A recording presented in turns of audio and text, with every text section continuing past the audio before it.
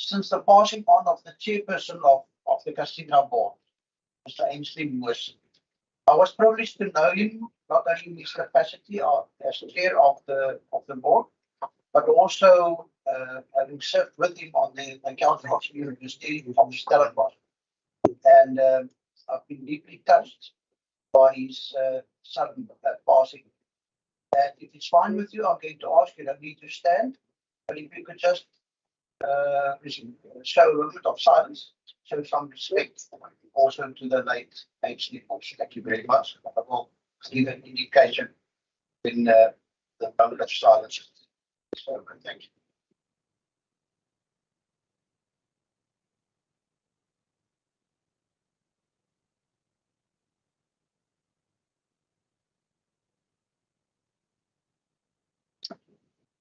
Thank you very much. Thank you for that sign of respect as well. Ladies and gentlemen, you will find the document or the details of the budget in what is generally known as the Blue Book, the estimates of provincial revenue and expenditure. And we are dealing here with the vote 11, which you will find in detail on pages 521 to 603. And as is customary, before we get a look at the presentation on the high-level presentation of the budget, I would like to give the Honourable Minister just an opportunity to just introduce the vote and just perhaps give us some background what will be presented to us this afternoon. Over to you, Minister. Chair, will you take the introduction of members of the staff? Certainly. Can I ask that you introduce yourself for the record, and then perhaps you can follow on by also giving over to the HOD and staff. Thank you. Thank the Chair and thank you to members of the committee. I'm particularly happy that we are able here today to present our budgetary proposals for the financial year under discussion. As we all know, the Minister of Finance tabled the main budget yesterday, and therefore gives us great pleasure to present before the Standing Committee on Clear. Thank you. Thank you, HOD. Chair, thank you very much, Dr. Mohale, Secretary of Agriculture, and again, thank you for the opportunity. I'm going to then ask that my colleagues introduce themselves, starting with the CFO and here to my right, the CEO of Pasidra, and the rest of my team. Thanks. Sorry. Thank you, Chairperson. I've been keeping the CEO of Pasidra. Good afternoon, Chair. My name is Aisama. I'm the CFO of the department. Good afternoon, members. Ilse Partner, Educator General, Agricultural Research and Regulatory Services. Thank you. Good afternoon, members. Barry Jacobs, Deputy Director General, Agricultural Development and Civil Services. Good afternoon, Chair, members. Lucy is responsible for business planning and strategy for the public.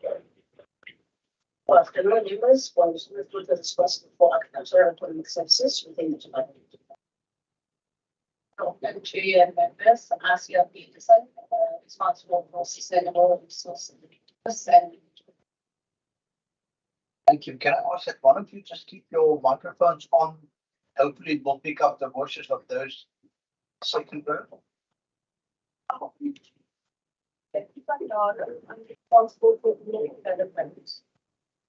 But if it's not chief product, the education, training, and development. Afternoon, everyone. I'm responsible for the projects.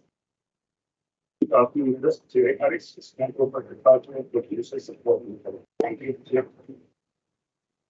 Good afternoon, Chair and members. Just a brother, responsible for research and technology development services. Good afternoon, I'm Dininda. I'm responsible for the research. Good afternoon, Daniel Johnson, MLO, Ministry of Agriculture. Thank you, and a warm welcome to you all. We've received one apology from one of our members, Honourable Sean August. Cannot be with us today. But then my attention has also been drawn that the Honourable Peter Marais is following us on the ESG platform. Welcome to you. Thank you so much. Thank you very much. You can proceed. I don't know if you would like to say more words. Yes, thank you, Chairperson, and thank you to the committee. I will only speak to one slide and hand over immediately to my executive of the several things. Well, the central focus of this government is promote the dignity of people in the Western Cape. And giving effect to dignity, the Western Cape government has committed itself to three key priorities, namely well-being, safety, and jobs. Question then emanates, what is the response of both 11, the Department of Agriculture, to those three key priorities of this government?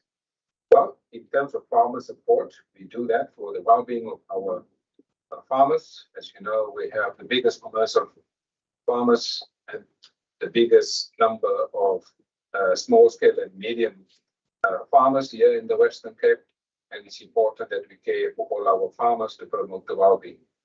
Well, also part of the well-being is giving effect to market access, because if we can export more, it goes well with the farmers and the agri workers in this province. And we will certainly see in the scope of work that will follow the extent to which we promote well-being through market access, and our director and the team here. Well, we are sitting here now in this room, so nobody must doubt the importance of climate change. We can see it and we can feel it in this room. And so climate change has a lot to do with the well-being of a plant science element, animal science, and the soil sciences, but also more importantly, the well-being of people. We have seen in the last 12 months how 4 farm workers in another province have died as a direct result of climate change. And so for us, it is important that we look at well-being and climate change. I've also approached the Western Cape Cabinet. We have formally on every single cabinet agenda the issue of climate change. And so it is now been institutionalized that climate change is permanently the business of government.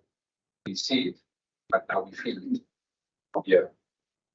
Safety for us is very important. And so I'm working together with the Department of Police Oversight and Community Safety with my colleague, Minister Reed and Cullen.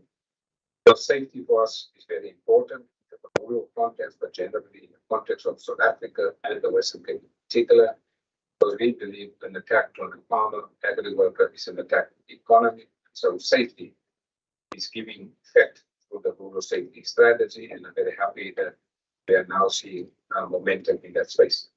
Jobs, very important in terms of the growth of jobs. And so our contribution to the jobs is through structured education.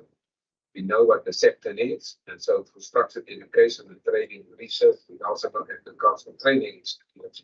They make a significant contribution to the growth of the jobs. We have seen that, as the Minister of Finance has indicated yesterday, the numbers coming from the agricultural sector is also greatly appreciated. Rural safety, very important. We have now in every region a rural safety coordinator from this department and also from the Department of Community Safety.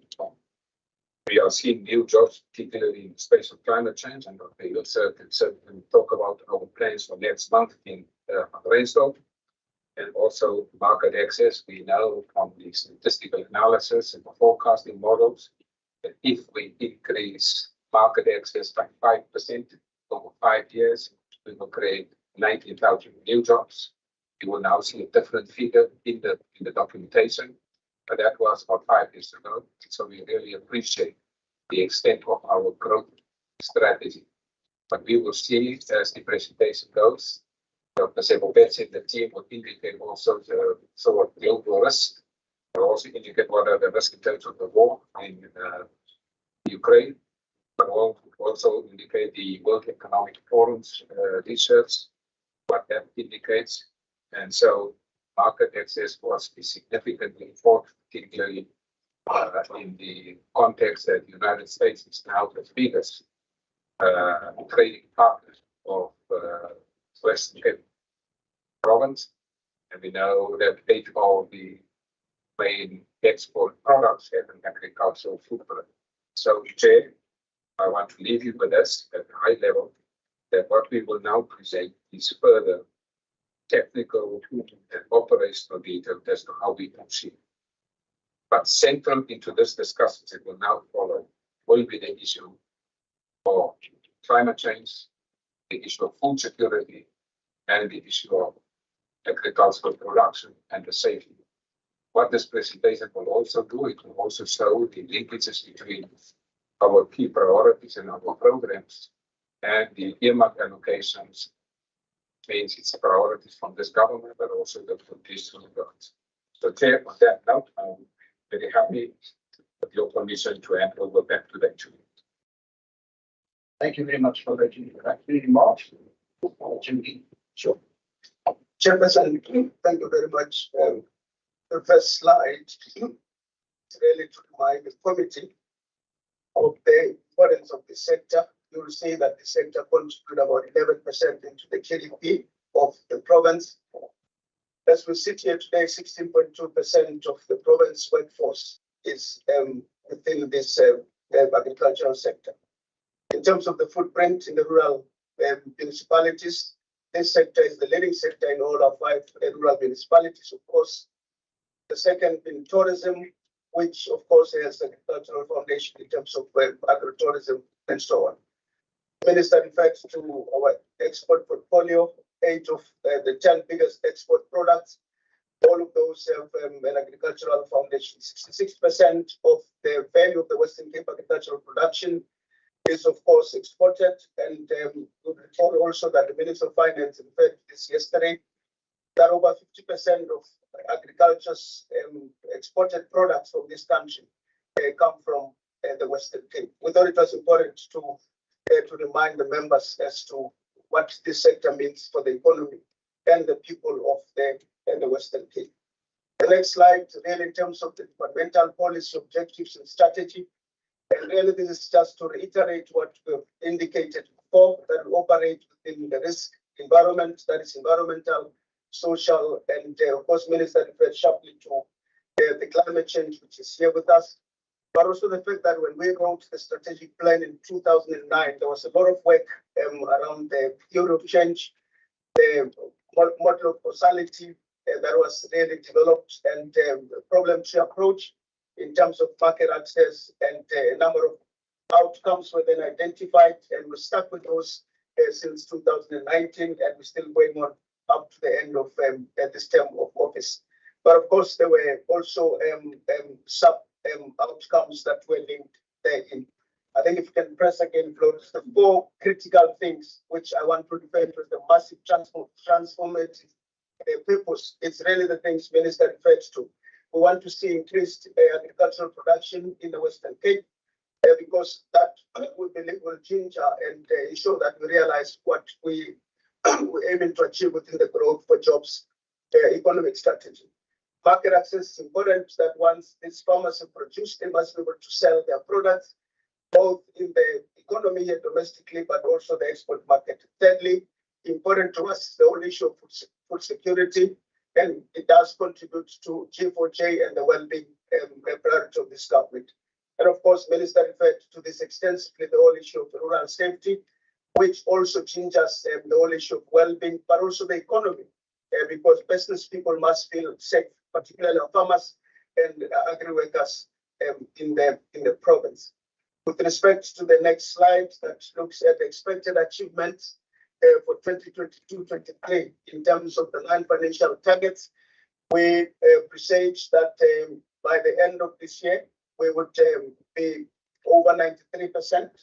In fact, our dipstick test, which was conducted in the month of February, indicated that we're sitting at 93%. And I'm quite satisfied that we'll actually achieve much more than the 93% at the end of the term. In terms of the policy options and the priorities, We're receiving 3.541 million for finance, definitely to increase capacity within the finance chief directorate. Obviously, issues around governance, my CFO will tell you that we're over governancing because it's really quite a lot of things expected, and that office becomes definitely very important for the department. Of course, load shedding happened on any stage 6. We're spending about 2,000 liters of diesel per day at the department, and obviously we then sought support from Treasury. 2.329 billion is definitely to assist us around that. Under Program 4, foot and mouth disease is not in the Western Cape, but of course it's happening in other provinces closer to us, touch wood, and we need to then have resources to ensure that we do the necessary surveillance and ensure that it doesn't necessarily hit the Western Cape. We also are modernizing the revamped laboratory facility, obviously to ensure that we deal with issues around biosecurity and so on.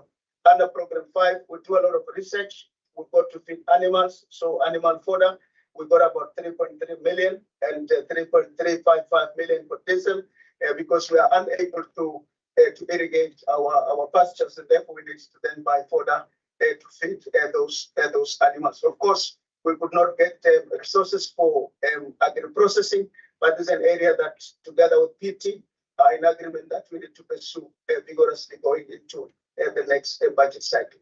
The next slide really demonstrates the extent to which what we do is linked to the departmental outcomes. There are 4 outcomes and sub-outcomes listed there.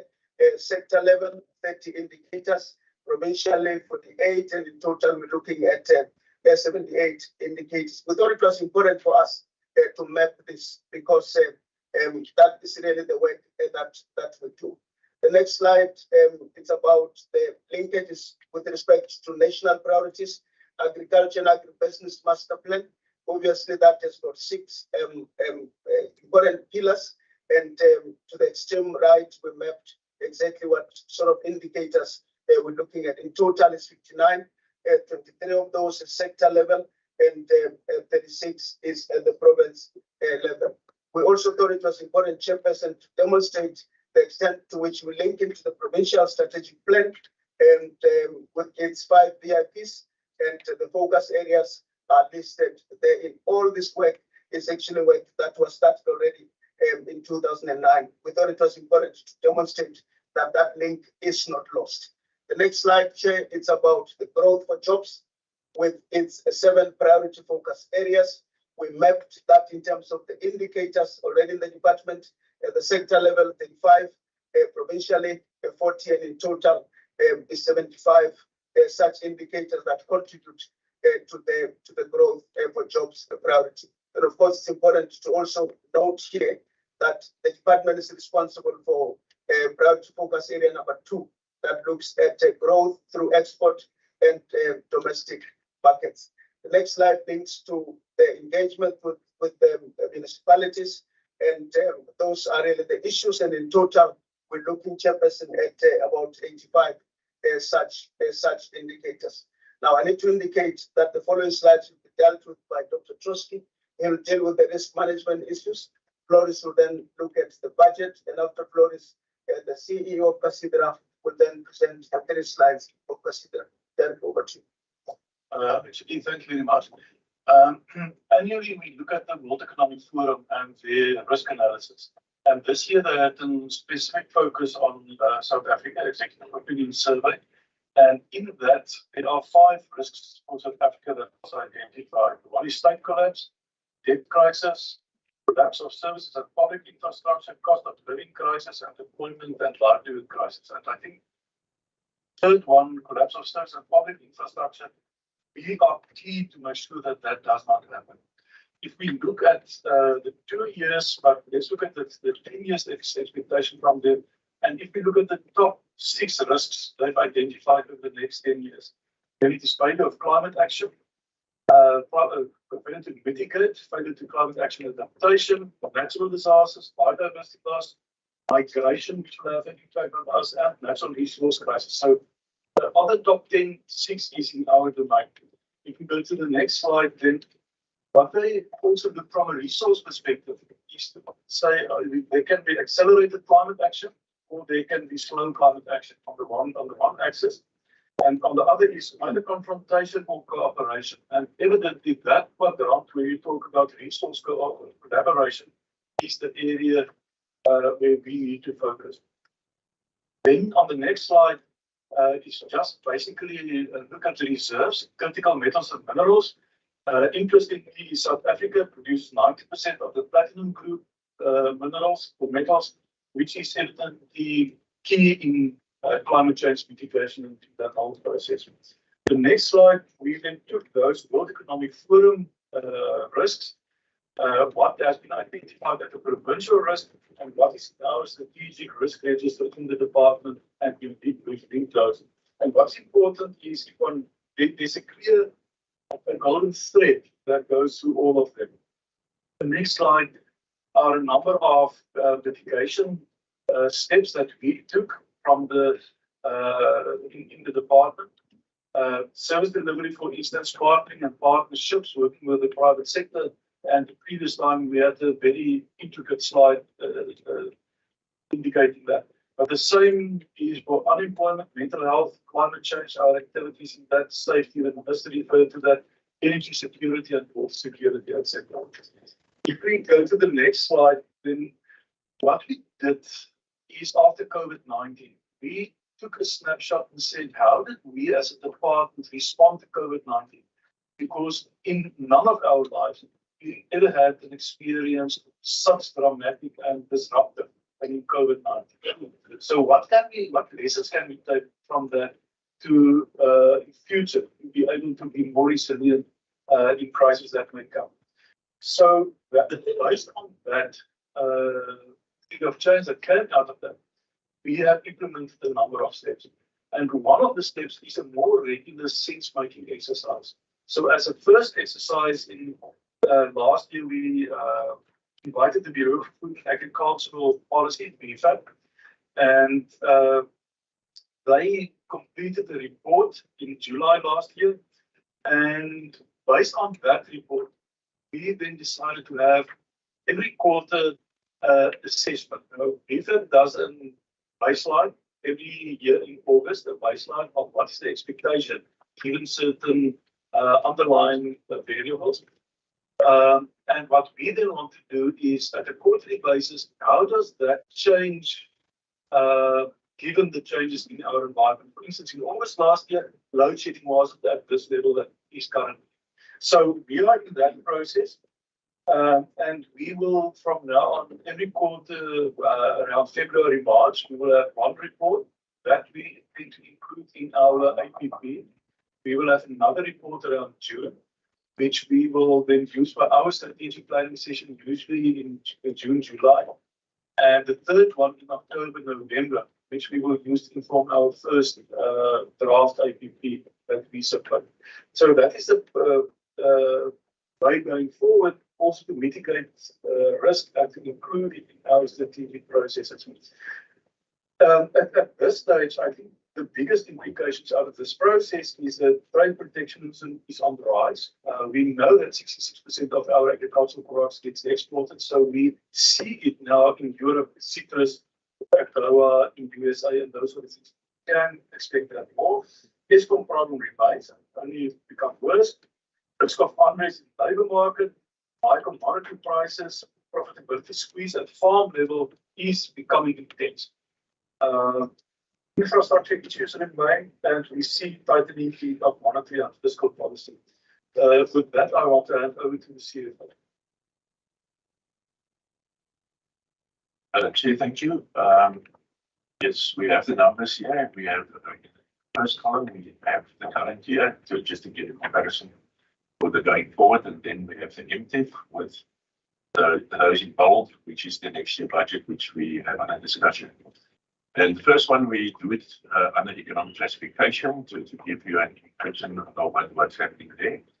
And on the first line, cost of employees, you actually will see that it goes down from this year. It might be very little, but it does. And the reason for that is that in the current year, the officials had the cash allowance, plus we got a 3% increase.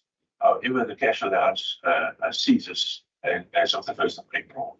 So that is sort of another 14 million rand that will not be, in our case, that will not be going to the officials. So that is why there is a dip, although there's no dip, there's actually an increase in the 40%. Chair, that is the one big one there. You will also see goods and services goes up a bit. If you remember what actually referred to with earlier in terms of extra funding, that will be ending up mostly in goods and service and a little bit in cost employees. Transfers, you will see go down quite heavily. The reason for that is in the current year, we have once of 48.1 million rand that we did get for a drought, which was paid. So most of the reasons for a dip in that one is because of that was a once-off, so it doesn't go up in the next year. Chair, capital, you try and spend as much. I mean, the idea is, of course, to try and save up to 5% of budget, but you never get there. However, you try and get as much as you can on that one. Chair, same numbers, just in another way. That is per program. Administration, again, I would like to refer that every time I'm comparing the current year with our year and the budget, just to get an indication what changed. Administration, we got two allocations of the annual funding. The one for finance being capacitated, the other one for the diesel for our generators that we can't foresee that will change in the future. Sustainable resource management, you will see there rather a big dip in excess of 40 million. That 40 million you can link again with 48.1 million of the drought funding that was once off and that will not be repeated. That falls under this program. APSD, Agricultural Producer Support and Development, it is always normal. There was no change. Veterinary services, you will also remember that they got a 10.388 million rand relief. However, there was also relief just for 2 years because of the veterinary lab that has been closed. That partly this year and partly going into the next year. Most of the money was used this year. They got 5 million rand for a year to look after the changes there while we do not have a laboratory. In the next year, it is another 2.5 million, and then that will close. But that is why the 10 million doesn't come out nicely, because we gave them 10 and then we took away 2.5. So that is what happened on that project. Research and technology, it was also earlier indicated that they just got very close to 7 million. That's diesel and fodder. That is why that increase is there. Agricultural economics, no extra funding. There was some funding actually taken away from program 1, and that is for agri-processing, the departmental center being put under them. And then we did get some additional funding, which they actually also referred to, which was for the planting of new vines. This is a 12-year project, if I remember correctly. So it will be there. The first year is 2.5 million rand exercise. So that has also been put with the seller. So that is the increase at agricultural economics. So it's a move of funding, except for the new funding that was for the vineyards that are to be replaced. Chair, then education and training, you can see there is quite a dip there. However, they will get around about 3 million. It was this year, it might be even more, from program 3, that is for training. But nevertheless, this is a program that is under pressure and that we will most probably have to approach Treasury for some relief. The Chair, with rural development, you can see that also remains more or less the same. Because if you didn't get extra funding, the least you could do is try to maintain. Chair, then earmarked allocations, which are part of our equity share. First, ecological infrastructure, that is alien clearing and those kind of things. Those are the things that happen under program 2 there with Peterson. That will go up from 37 million to 38.6 million. River protection work, the same amount than last year, also there with program 2. And then I've also referred to the cost pressure relief that was for the department security, for Casidra and the veterinary laboratory. However, the only run through of for each year there is the security, because we had to increase security on a permanent level. I've already referred to program 4 that the laboratory, they would get 5 million in the first year, which is this year. Next year they will get 2.5 after that. Nothing. You see, they're saying they got 5 million in the first year. In the second year they got 3 million, and for the year under discussion, and then they need to have sorted out their own challenges. And then the only funding that then remains is for the security that goes through. Disaster funding, just for the record there, the 48.1 million that we got this year, that is not been repeated. And then the replacement of it is, as are indicated, the first year being next year, 2.5 million, and then it goes to 5.4, 2.7, and then we have 9 more years after that change. Chair, lastly, the conditional grants. ILIMA, program 3, ILIMA and SEMA, they went up by very little, but at least we have an improvement there. So did landcare with program 2, and EPWP, we only get a year's numbers in advance. We never get the MTF, and that one at least also increased. It was a change of numbers. Actually, if you take the difference there, that's now accounted in immediately divided by 9, it will get to a complete number. So comprehensive cost, you can see there's a slight dip, but it is fortunately only for the year under discussion. After that, there is again a slight increase. And the cost part for the college or the at Masarakan, you can see there is a decent increase every year. Chair, that is in terms of just to give an indication how the numbers have shifted and moved, and right now and over to Dr. Thank you. Thank you, Chair. Thank you. Yes. So SEDRA is a scheduled 3D entity, and this means that we should be less dependent on who funding received from sharing department. They are therefore unable to move towards self-sustainability. We understand that this not easy, especially under current economic conditions. We believe that this is possible. We can unlock the possibility of bringing project management and procurement related services to a number of government departments, municipalities, agencies, and even to the private sector. 2 weeks ago, we had a board strategy session where we engaged a number of government departments and other stakeholders to establish whether there is a potential procedure to render services to them. Stakeholders present that they decide out which of the senior management team of the agriculture, with the HOD of HOD of transport works, that is grow, and also the CEO of tourism. As we have a broad mandate of agricultural and economic development, the rural and conflicts, we believe that we can achieve financial sustainability while remaining within and delivering on mandate. The fact that we have a good track record in successful implementing programs and projects for the Department of Agriculture and other clients, we have 33 years of consecutive financial audits, provide us with a good value proposition to operate in the project space. We have a professional project management unit, flexibility of point we start to projects, answer services that we can provide include training and development, financial record-keeping, business owners, and providing micro loans to small businesses.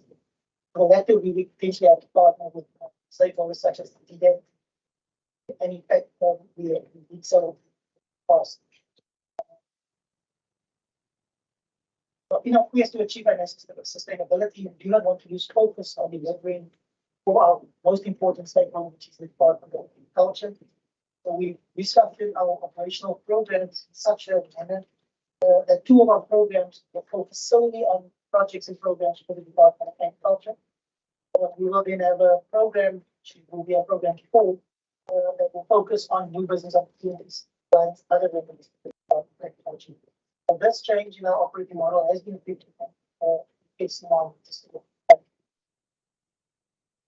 the core funding received from the Department of Agriculture this financial year amounts to about 81% of our total income. Now, the average over the past 4 years is approximately 71%.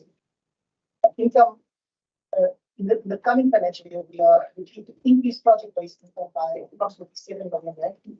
This will result in our external project income increasing from 5% of total income to approximately 17% of total income.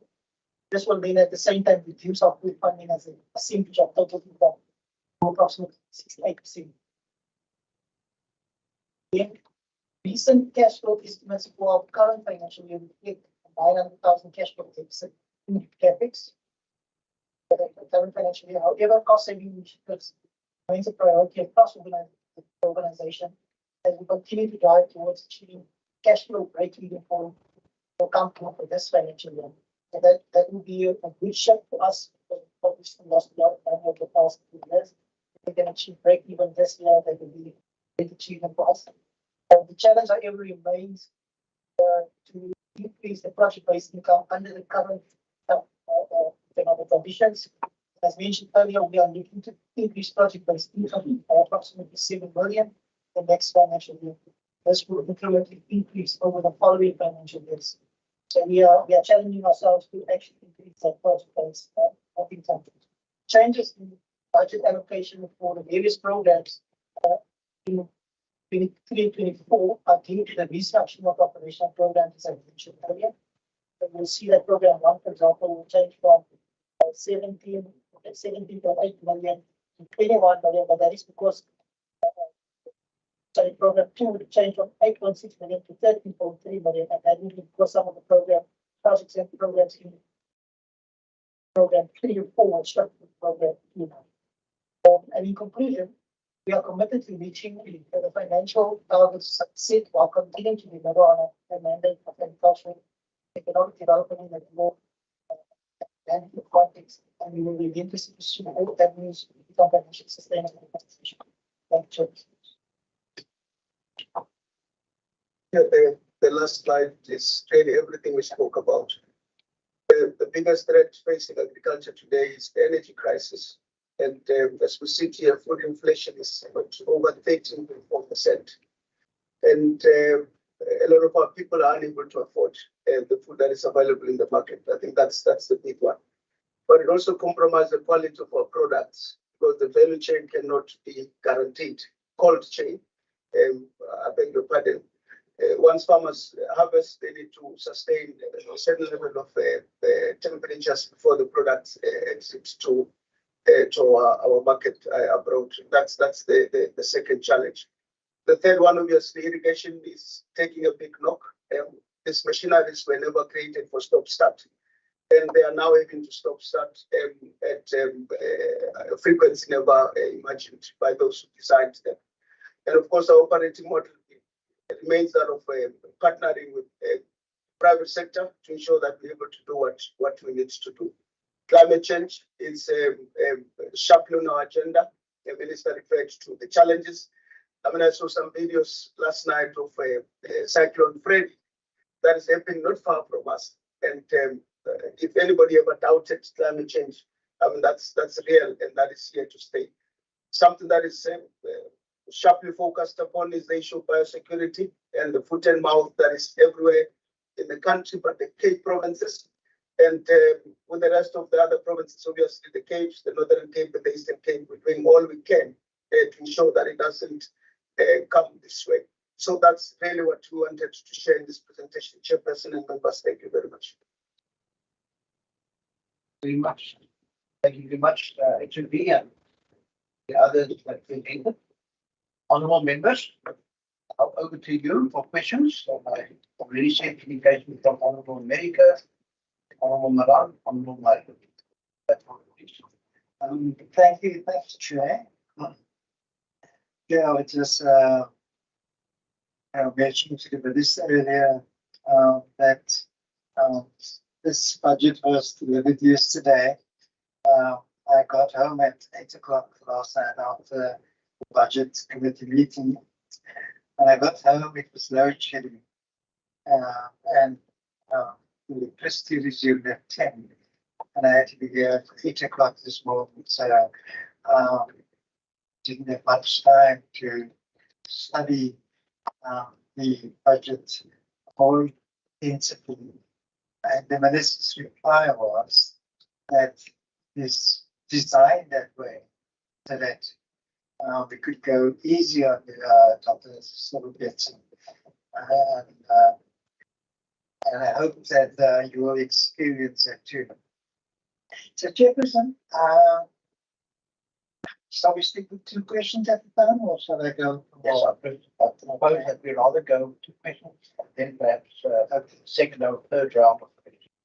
Thank you, Chairperson. It's all right, take myself. Okay. I'm going to start with we as the committee concluded, namely the threat of climate change. And this morning we heard from the Department of Environmental Planning and Development about that particular cyclone and its movement back and forth and back again.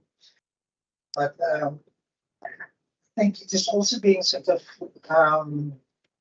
highlighted as a risk by Dr. Trotsky. So if one look at climate change as a risk, and I want to say that all of these risk factors that were sort of identified, I perhaps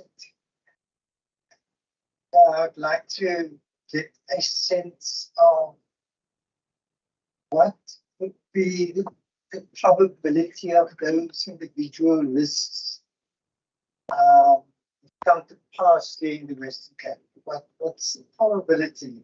We speak about climate change, smart agri climate change unit, and perhaps a little bit more information regarding that.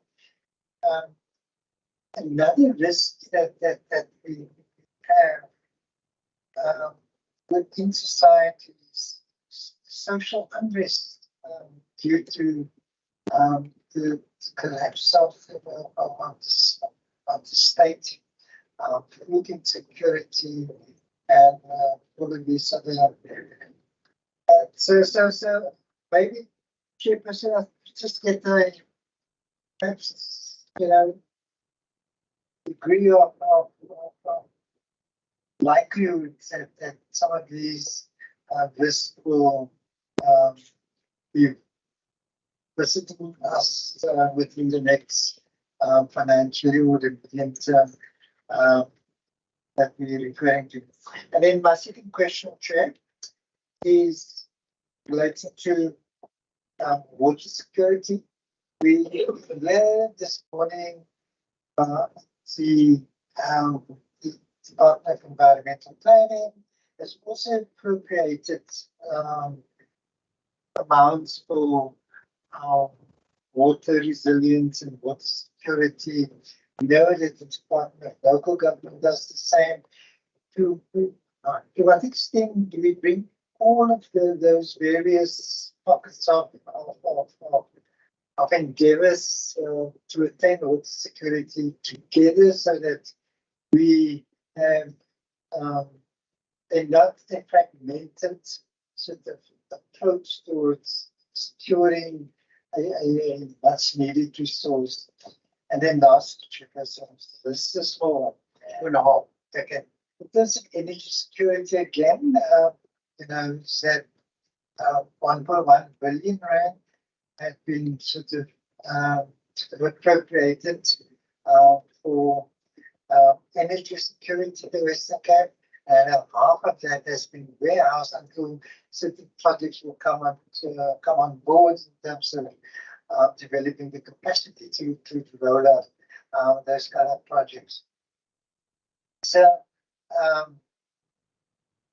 to what extent does the department and procedure for that matter, so play a sort of a part in terms of that energy security plan that's been put on the table, and also there's a lot of expenses related to diesel,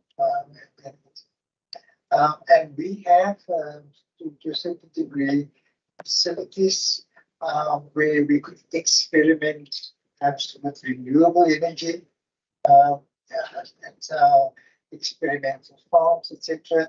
To what extent are we gearing ourselves towards perhaps creating that sort of infrastructure that can link up with this whole energy plan that is envisaged by the Western Cape government? Thank you, Chair.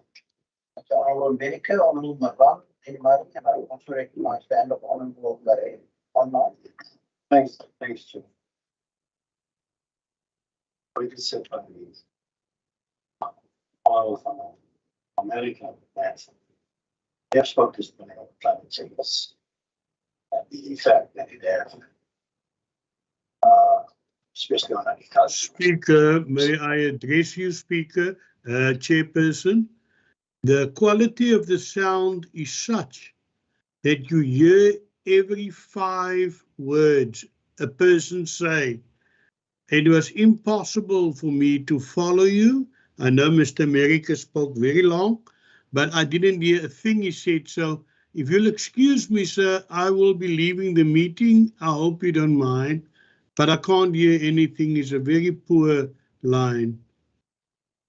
Thank you, Honourable Marais, and we'll certainly report that to our ICT staff as well. Thank you for joining us for the presentations. Thank you, sir.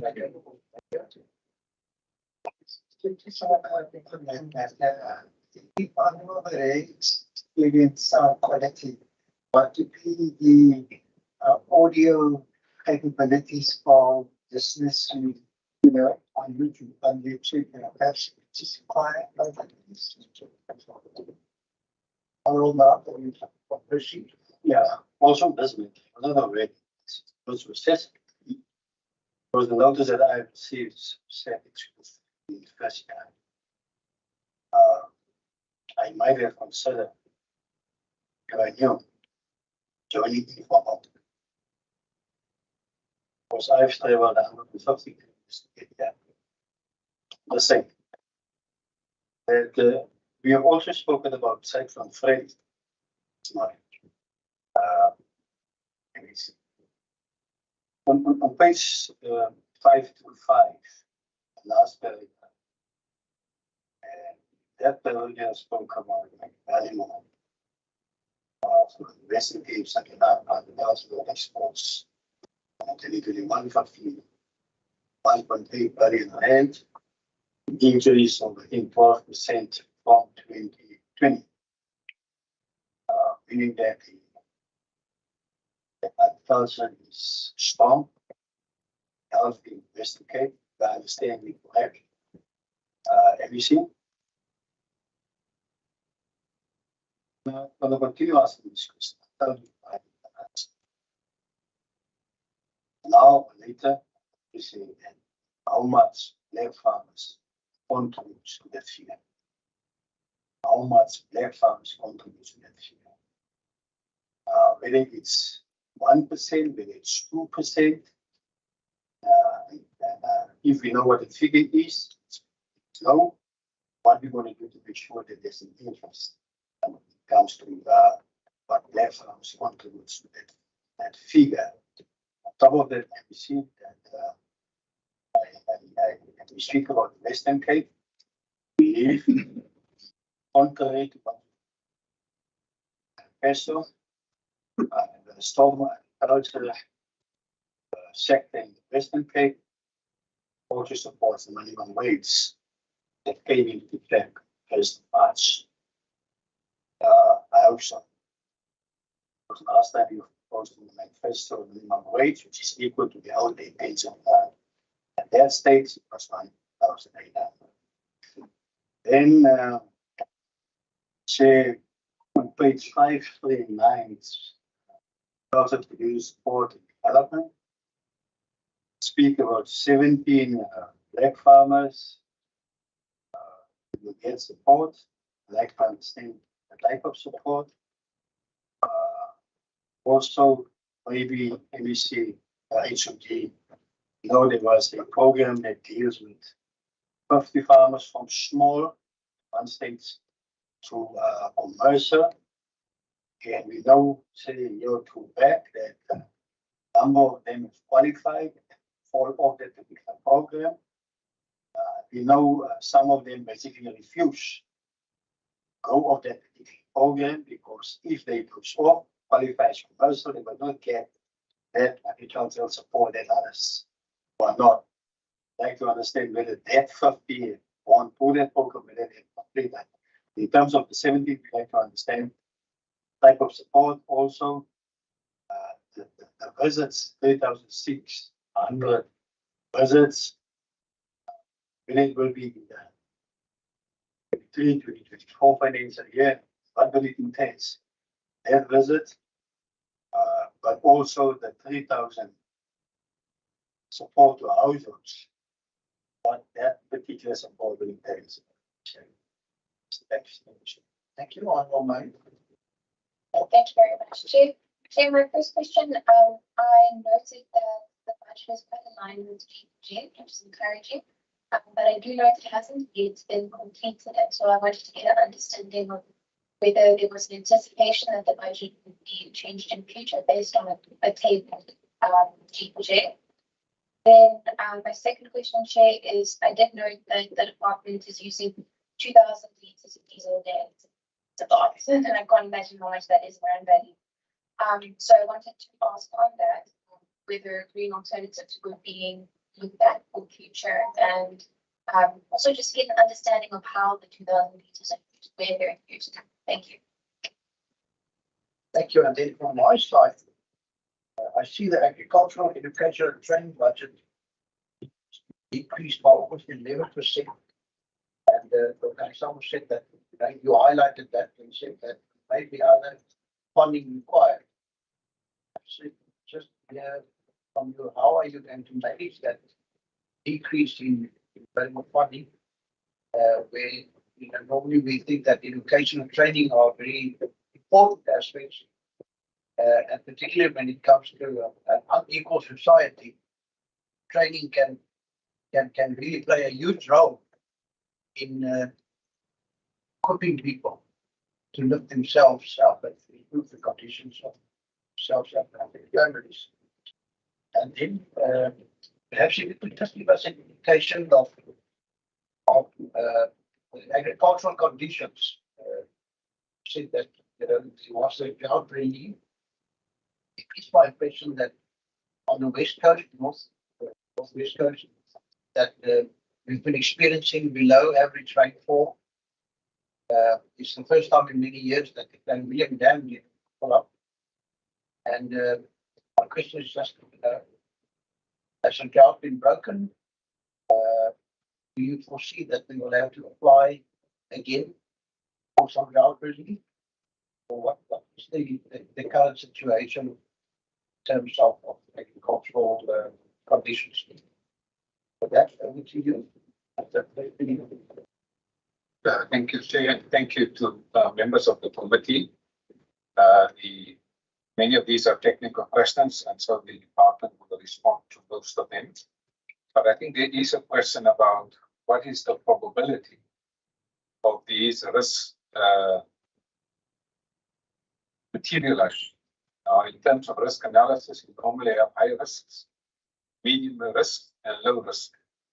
What I now see happening globally and in South Africa, and what we experience here today, tells me that we are now more in the high and medium risks.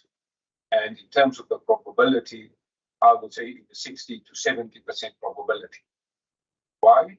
Because we have looked at historical trend analysis that confirms the data that we are in this trajectory. If we want to get from a global climate change perspective more evidence to that, we can see what has happened during December, which is normally in Europe a winter season. During the winter, we expect snow in December in Germany, in Berlin, in London, in most of these countries in northern parts of Europe. We had heat waves. We had people at the beach. And so we can, with more probability, say that we are in for serious impact in terms of climate change.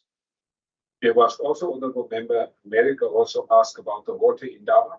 And I think this morning you referred to the Minister of Provincial. I watched that committee room discussions. In fact, it was in exactly this committee. I watched it on my TV screen. And I listened attentively to the discussions about climate change. And I've noted that the minister has now also issued a water in Durban that will soon take place. I intend also to attend it. The question that Honourable Member America asked is, he heard many things in that budget this morning, proposals, and now we hear it here and here elsewhere.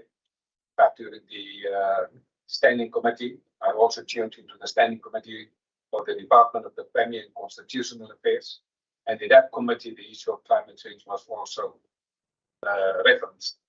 It is therefore clear that we do not operate in a fragmented way, but in an integrated, holistic way. Therefore, by insistence, we now have a permanent item on the cabinet for climate change.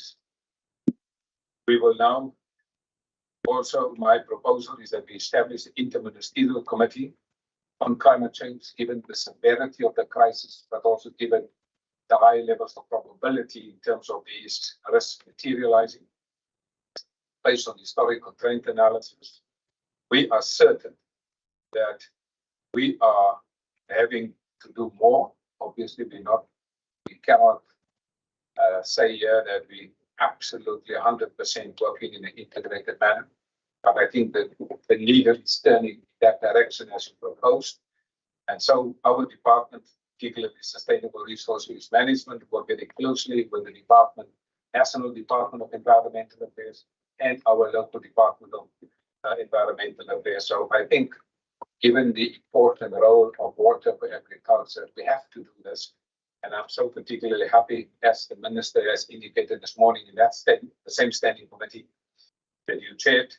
The Minister brought last week to the Cabinet a 15-year water plan, because we realize that we need to be now faced with the energy crisis, but we have to make sure that we have a long-term water resource plan, effective water resource usage management plan, as the Minister indicated this morning in that committee.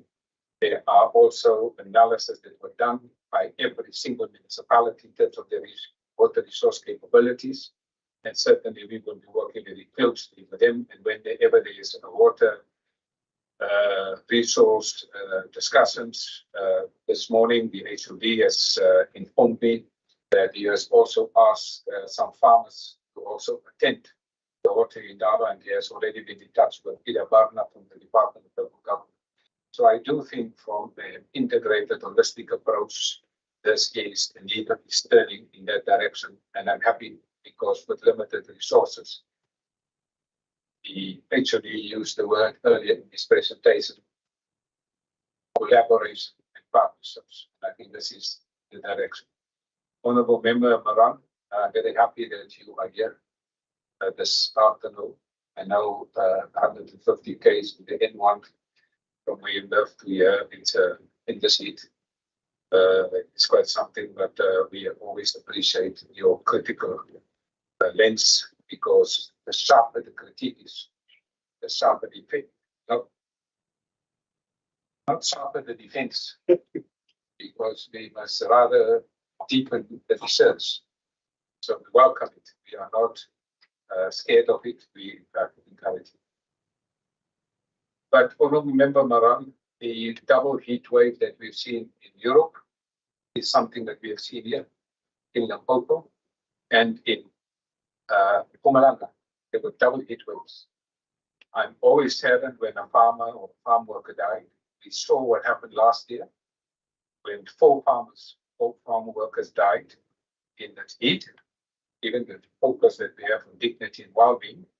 So I'm so happy that Jackie Pandaram is also with us in terms of her work, in terms of rural development, to make sure that there's a dignified environment also for our workers, because to work in this heat, I can tell you, I have been there in the vineyards. I couldn't survive longer a couple of hours. It is really devastating. All of this suggests to us that the seriousness of climate change and the HOD and the managers will respond to that, because that is certainly something that concerns. And the reason why it concerns me, Chair, is because both Limpopo is the biggest producer of citrus fruit in South Africa.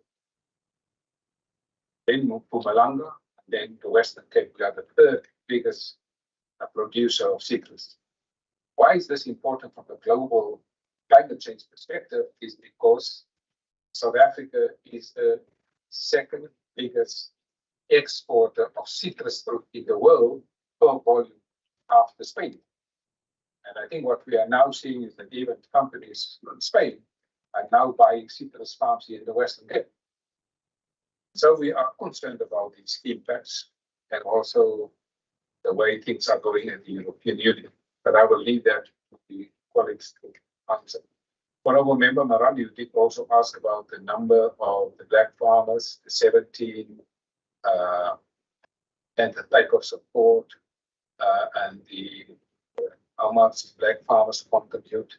The HOD will respond to that. The minimum wage.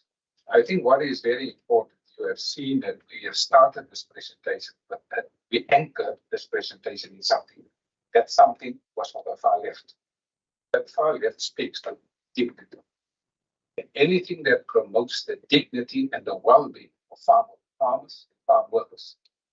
I understand that food inflation right now is 13%. In the past, my wife asked me to buy some bread at the shop and milk. I see now that list, and she sends me a WhatsApp, that list has now increased. And I understand why, because food inflation is now 13%. And I hate to see farm workers that are the producers of that be at the short end when it comes to well-being dignity. So I would very much like to see that dignity is mainstream from the worker in the production in every way. We obviously believe in a market-based economy. So what the market can afford, where the farmers can afford, that the dignity maintained. We know for the last, I think, 10, 15 years, the South African Reserve Bank had what we call inflation target setting between 3 and 6%. We are now outside the inflation target setting for the South African Reserve Bank. What this means, it has knock-on effect, because Honourable Member Murray now spoken about the issue of price of diesel, the volume and the quantum of the diesel. So what we have seen is that food inflation was impacted firstly by the price of fertilizers as a result of the war in Ukraine. The direct impact of, we must also remember the exports before the Ukraine war. It took about 23 days to export our products from the Western Cape into the international community, particularly in the Northern Hemisphere. Today, Chair, it takes 93 days. As a result of all the containers for fruit must now be scanned by people for weapons as a result of the war. And all of these things put a severe impact on food inflation and food security globally. But I leave that specifically to the HOD to deal with the technicality. But if you ask me upfront, do I want both philosophically and pragmatically dignity for farm workers? The answer is absolutely yes. I want dignity in the same level. I don't want to eat fruit peacefully, and the person that produced the fruit is now suffering. But I enjoy the fruit. It's not in my makeup. My parents didn't teach me like this. I want dignity for people and farm workers in particular. In terms of the 3,000 support to household, you've heard the Premier spoken about that during the State of the Province address. The HOD will now further comment on that. The type of support, the number of visits, HOD will report right to that. Honourable Member Murray, you referred to the diesel. HOD will reply to that. Green energy will reply to that, except to say two things. The Premier, as you know, has appointed a Green Energy Council. Because of the significant role of agriculture in this space, I am now a member of the Energy Council because of the impact of the energy crisis on agriculture. Secondly, in terms of the growth for jobs, there was a slide which the HOD has put up to demonstrate that every single government priority in terms of the PSP and the VIPs and where we are landing in the growth for jobs. I'm a member of the Steer Committee on Growth for Jobs. I'm a member of the Men of Growth for Jobs. HOD is a member of the Management Committee on Growth for Jobs and make meaningful and substantive contributions into that debate. I have to say that the last meetings that we have attended expressed great concern on the impact of grey listing from the Financial Exit Task Team and deeply concerned about recent senators from the United States that came to South Africa. And I had a meeting with the newly appointed US ambassador, who also expressed his concern on the whole issue of AGOA. You are fully aware of that. There was a study done by Westgrove on this matter. There was also a study done by the Department of Agriculture. Minister Mara Wengler and I attended the meeting. We've listed very key interventions. And all of these things, particularly the grey listing as well as the AGOA, in that act is repealed, will have significant implications for the growth. And so everything we do, and you have heard yesterday when the minister spoke about the provincial budget speech, that the growth for jobs is largely also anchored in the growth in the agricultural sector. The questions that you ask about the diesel will be dealt with HOD. And I think, Chair, you raised the issue of the agricultural training college, but there is an explanation of what is happening, and the CFO of the HOD will respond to that. Thank you for the questions, and now I'll hand over to the HOD. Thank you, Doctor. Thanks, Minister, for that, Chair. Okay, I'm going to direct these questions. Climate change to Dr. Ilse Troutman. The contribution by black farmers, I give that to Dr. Trotsky. And let me tell you the other questions. Honorable Member Murray, you raised the issue around the G4J strategy that has been finalized. I think what you've seen there indicates that the strategy is actually aligned to the way this government has been doing. Because what we have done is to look at the PFAs, priority focus areas, and begin to determine within the department what work have we been doing over time towards what the strategy is telling us.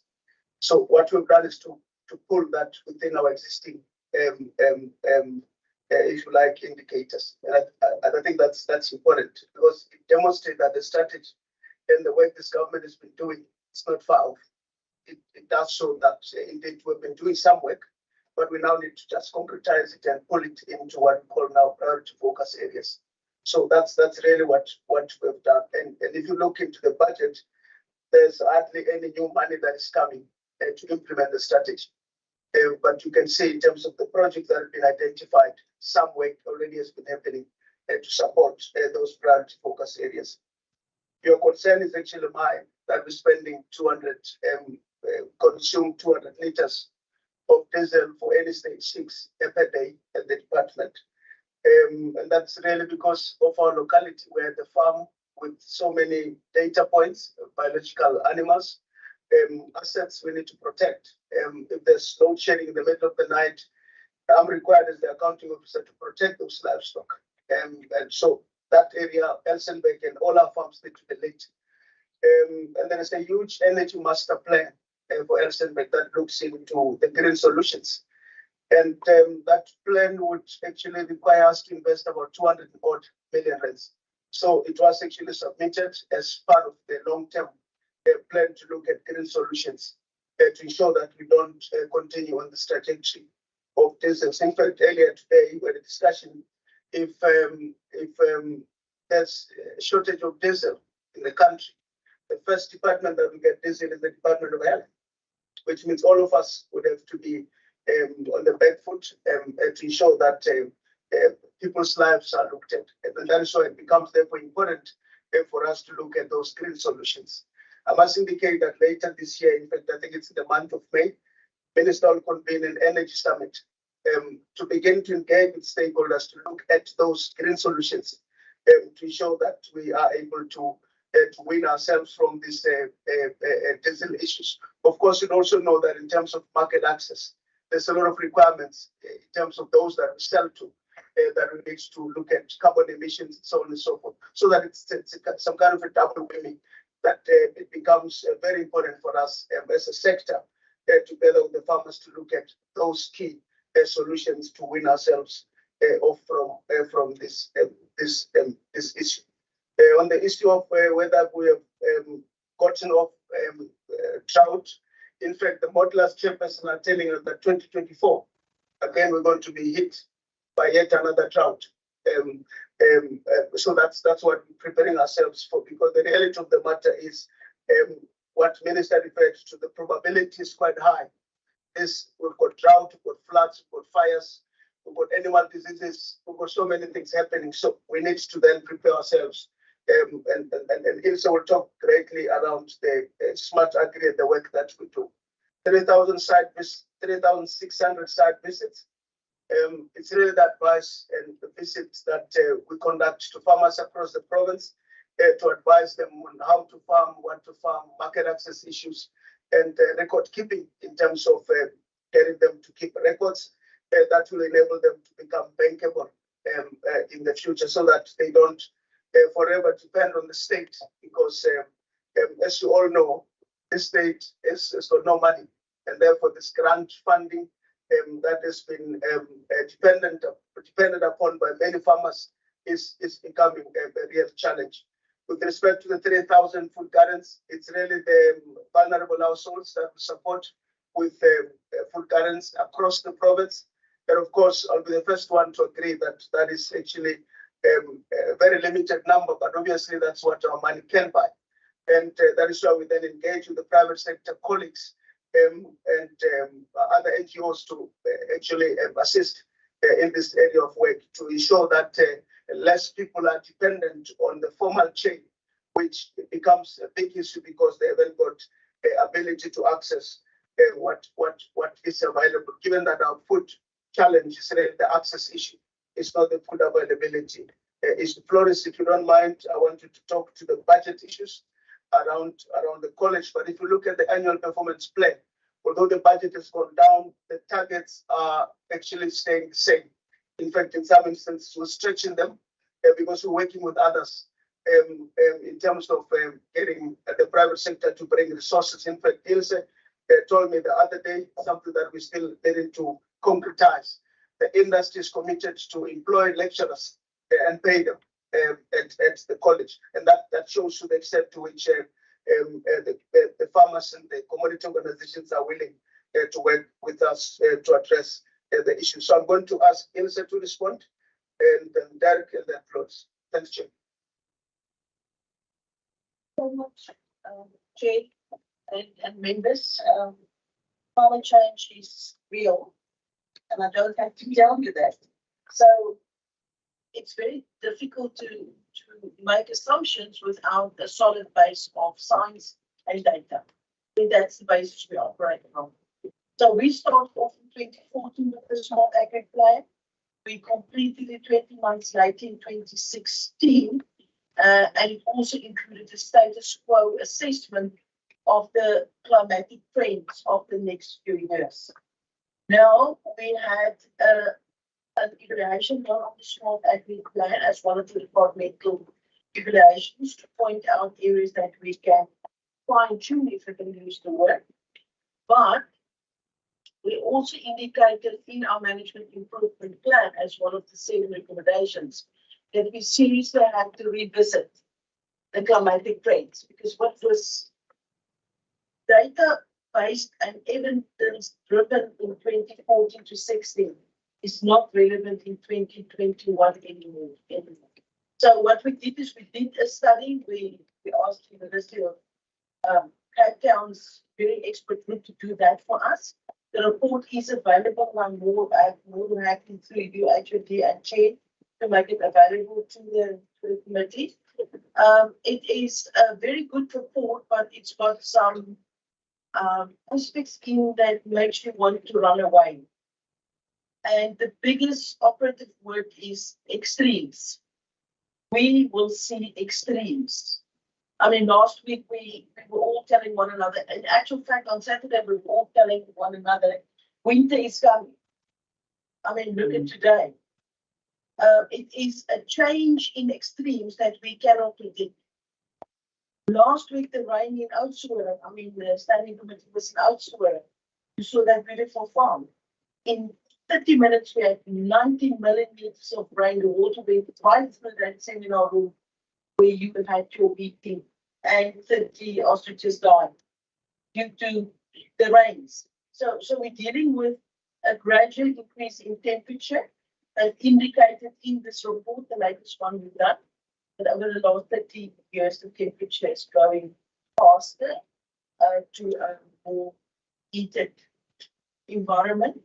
We expect extremes, and we expect a change in your temperature shifts, and also obviously a huge pressure on water availability. So that is really the departure point.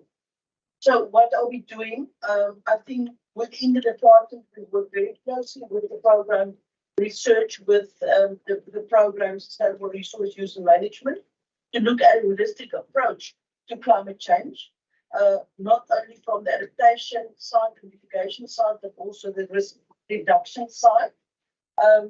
We also linking, and it's very important to link things with one another. You can't do things in isolation. So the Smart Agri Steercom has been in operation since 2014, and we've got members from Environmental Affairs on that committee up till today. So there's a very good interaction between the two departments. There's also a new approach to One Health, which is the World Health Organization looking at One Health. And we've just started with that discussion in provincial government, looking at animals, plants, and also the human part of that. And that links onto biosecurity and animal diseases and so forth. In the meantime, we're doing a lot of actions. One of it is the bilateral agreement that was signed in 2022 between California and South Africa.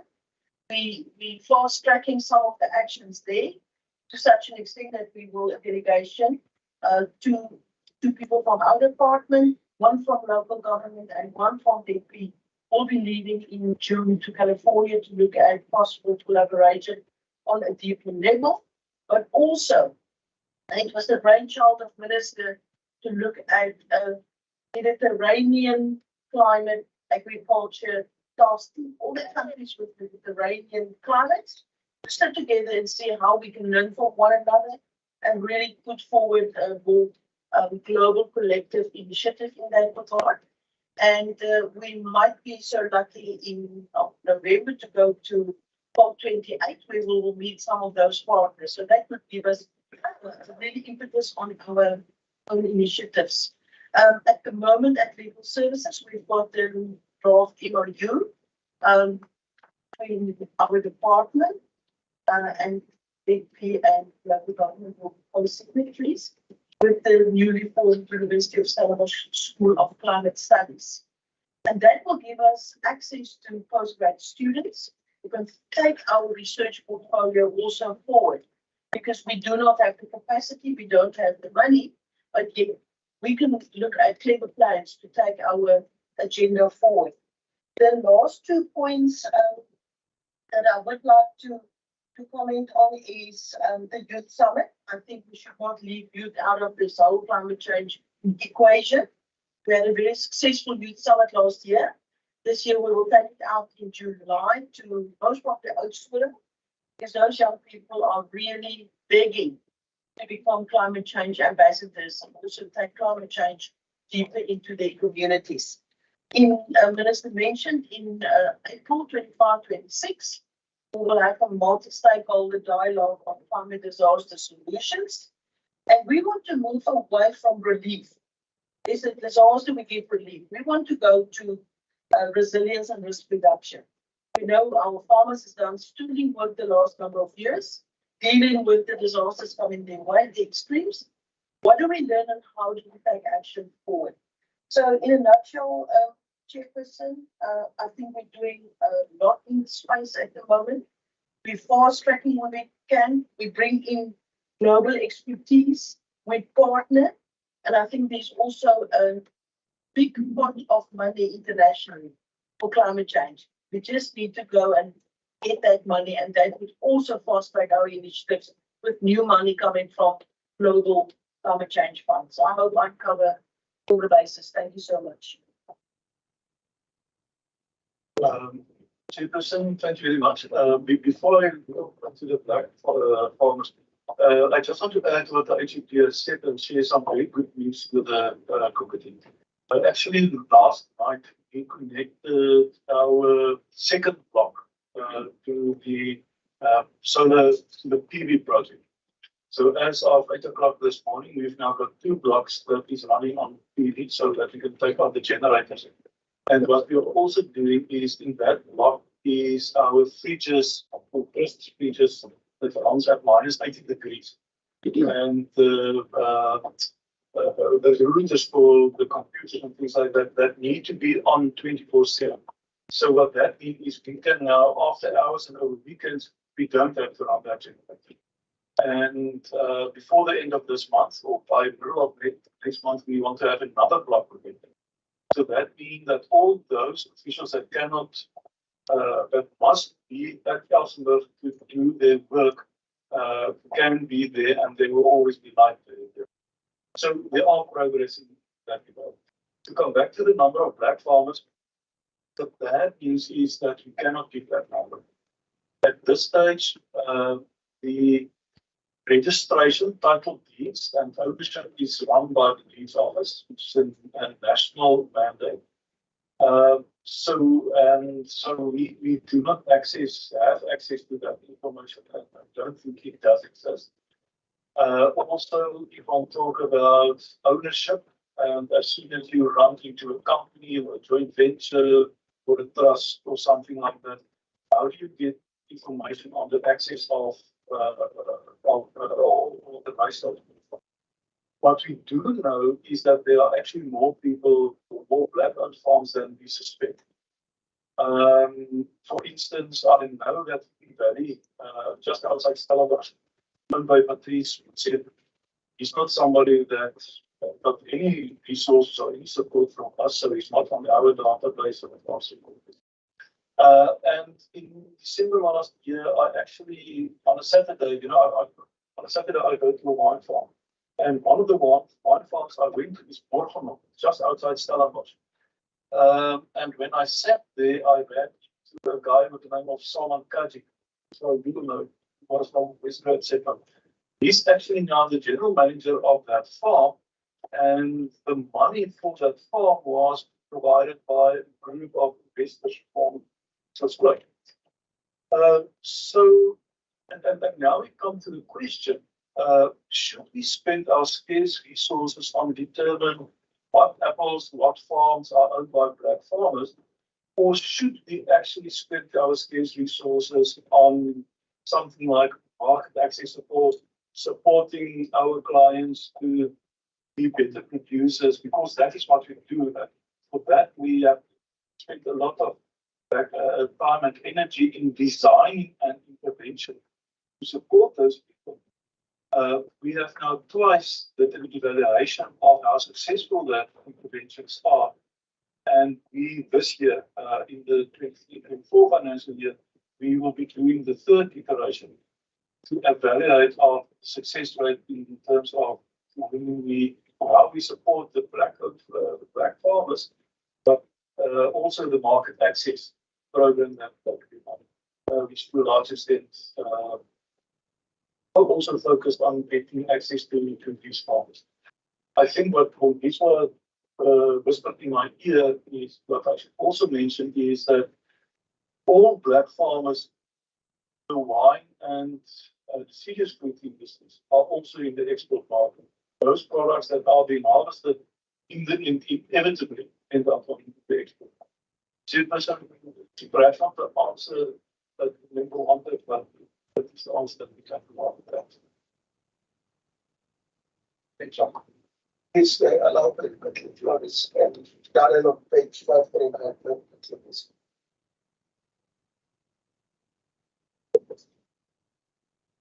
Chair, thank you. The college. If you look at the blue book that you have the privilege of having, and we not yet, we have copies. You will also see that the college we held this year, we at just at estimate time, they were quite low, and we had to push some 7 million rand there, of which 3 was some cost money from program 3 for training. Now they also do get, let's call it support at this moment from program 1, because our bursaries are from program 1, and which also includes students from the college, which is around about, I think, earlier I'm looking at you, but must be around about 3 million rand. In terms, and we don't say it's enough, but I just need to give some perspective there. And then the last one is also that although the seller is run at program 6 at the moment, they also do the training. In other words, your winemaker is also part of you want to say, of the personnel of training. Having said all that, so there are some things, and then we unfortunately, Chair, we also have the uncertainty of when and where and if the college will be transferred to national, as we all know. So now you have this, shall we call it, challenge. Do you invest in something you need to give back, give away with budget, etc. So, but the big thing is, and I think the Chair put it on, and that is we need time. So what we do at the moment, we shift if need be, but the problem is the decision on what's going to happen is now prolonged to a point where we can't just shift in perpetuity. We also need to make more, let's call it, permanent things. So that's why I said right at the beginning, we now did all the numbers that are saved, perhaps as early as adjusted estimate time. We will have to approach for additional funding those that I can put PA at the back, in other words, by annum, that it goes through. So we have a challenge, and that challenge can only be relieved with new money. At this moment, we do it with plugging the pressure points, but it's not a permanent. So it's not a permanent solution. I probably answered. Thank you. Thank you very much, Chairperson, and thank you, Member Moran, for the question on the 70 black commercial partners in terms of what does the support entail. Support entails mentorship services, advisory services, funding. So it's our part of a comprehensive package of support and services that we do provide to our 70 black commercial partners. That's part of the original at least the commercialization. Thank you, Chair. Thank you. And then for second round question from the members. Thank you, Chair, and thank you, with the responses to my question, Minister, and Chairperson, just going to continue with the energy theme that we thoroughly traversed to the responses. In terms of the energy plan that was announced yesterday in budget, there is a category where energy packs will be provided to each of the households as an emergency intervention to assist households. Now, my question, Chair, is we know that the majority of farm workers can be categorized as to a certain degree as indigent, or many people in rural areas. To what extent would, or what role would the department plays in accessing the kind of relief for indigent households within the rural areas, particularly on farms? And the second question, Chairperson, is that we know that the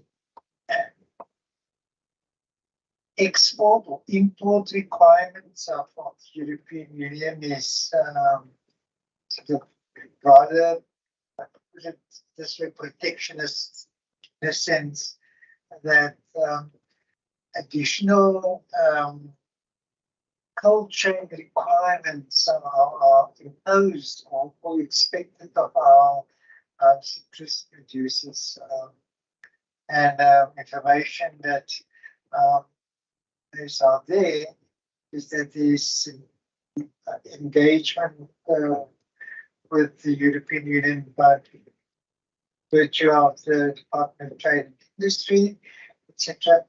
Are we also part of the negotiations as a department to address the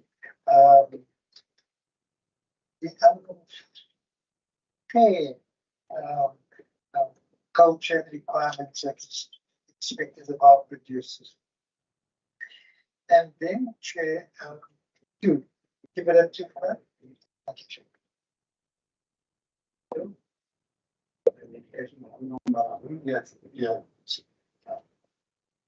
Thank you very much for the responses to the questions. And I see your answer on whether you should support minimum wage or not. My question was that, and I'm not saying this or not, but it's fine. So we don't know the percentage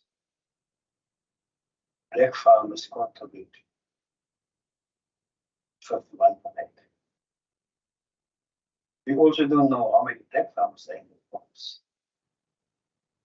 So consider the payment from the Department of Consider in terms of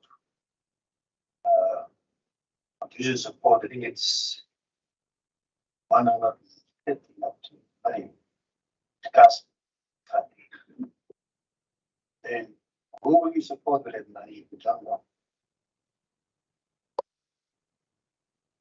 How many black farmers pay in the farms? I mean, on a yearly basis, we're dealing with. You see, basically, it decides who will get support and who will get support. When I came in as November 29, Premier that states spoke about land reform, percentage of the Western people. I think you need some figure of 30%. Where did the Premier get that number from? If we don't know how many black farms are in the West, whether we have made progress or not, this is the type of response I'm saying.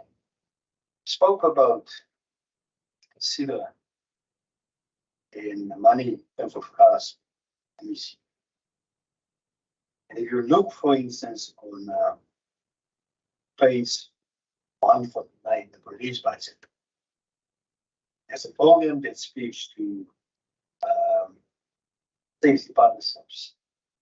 And a budget just below R500 million.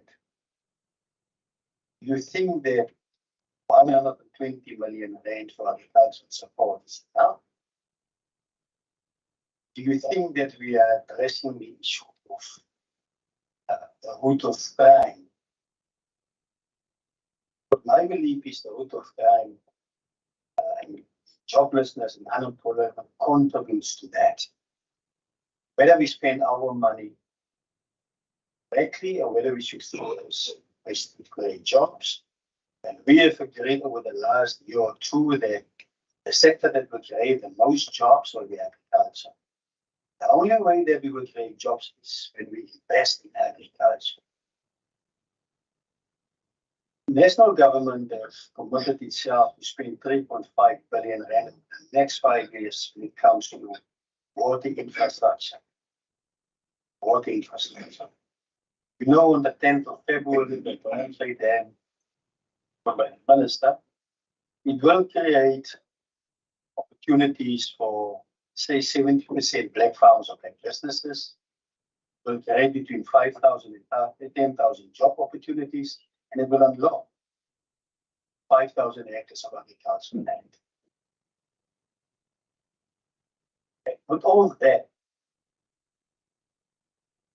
the expansion of the agricultural sector, if you look over the MDF, 113, 120, 132, why is it that we don't spend our own money, this farmers' money, if it comes to farmers, black farmers? Land reform, and we have heard the question over and over again, it's not the mandate of the province. It's so is police, not the mandate of this province. But we are paying over to the city of Cape Town hundreds and thousands of rands, but we are not willing to invest in our farmers and our black farmers. Do you really think, MEC, that we spend our money at the right places? Then the second question. We know now that this government will, they've made available, and I think some of those monies has been paid out to municipalities, just more than 80 million rand. How the MEC put it is to keep those tourist farms, keep them working so that tourists don't flow back in the houses. Basically to buy generators. And you said, HOD, that these irrigation systems are not made for stop-start. And now the electricity state of disaster that's been declared, whether you are looking into that, assist those who cannot afford to buy a generator for the pump stations, to keep them alive. We know how agriculture is. If you need to irrigate today, you need to irrigate today. Can't do it a day later or 2 days later. Whether maybe you look in terms of assist those with generators, those who cannot afford those basically infrastructure to get them money. Thanks. Thank you, Chair. Chair, my first question was to Dr. Trotsky. Dr. Trotsky mentioned that one of the risks that the department is facing is trade protectionism. And also mentioned that AGOA would be a risk of this.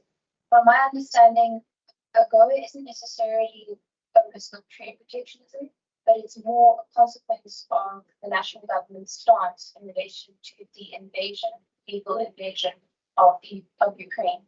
And so my question as a result of that is, firstly, what steps are being taken by the department to mitigate against trade protectionism, possibly in the EU? And I would just like it to be a little bit more unpacking in terms of the steps being taken with regards to AGOA. Thanks. Thank you. I think I didn't quite hear the response to my question regarding the job condition on the West Coast, Northwest, the dam. Can I come back to that dam? once the capacity of dam has been increased, although we have the capacity to distribute that water all the way down to even Ahirna, for example. A lot of promises have been made that emerging farmers will be able to benefit from that farm, from the water, and we know enormous difference that irrigation can make it in areas such as the Masikama area, which is relatively dry in terms of rainfall. So perhaps if you could just tell us what's going to be the next challenge in that area. So, thank you. Thank you, Chair. Actually, will answer many of these questions. But the issue of the Honourable Member America about the energy tax and the sort of level of assistance for households and the issue of indigents and the issue of the agri workers.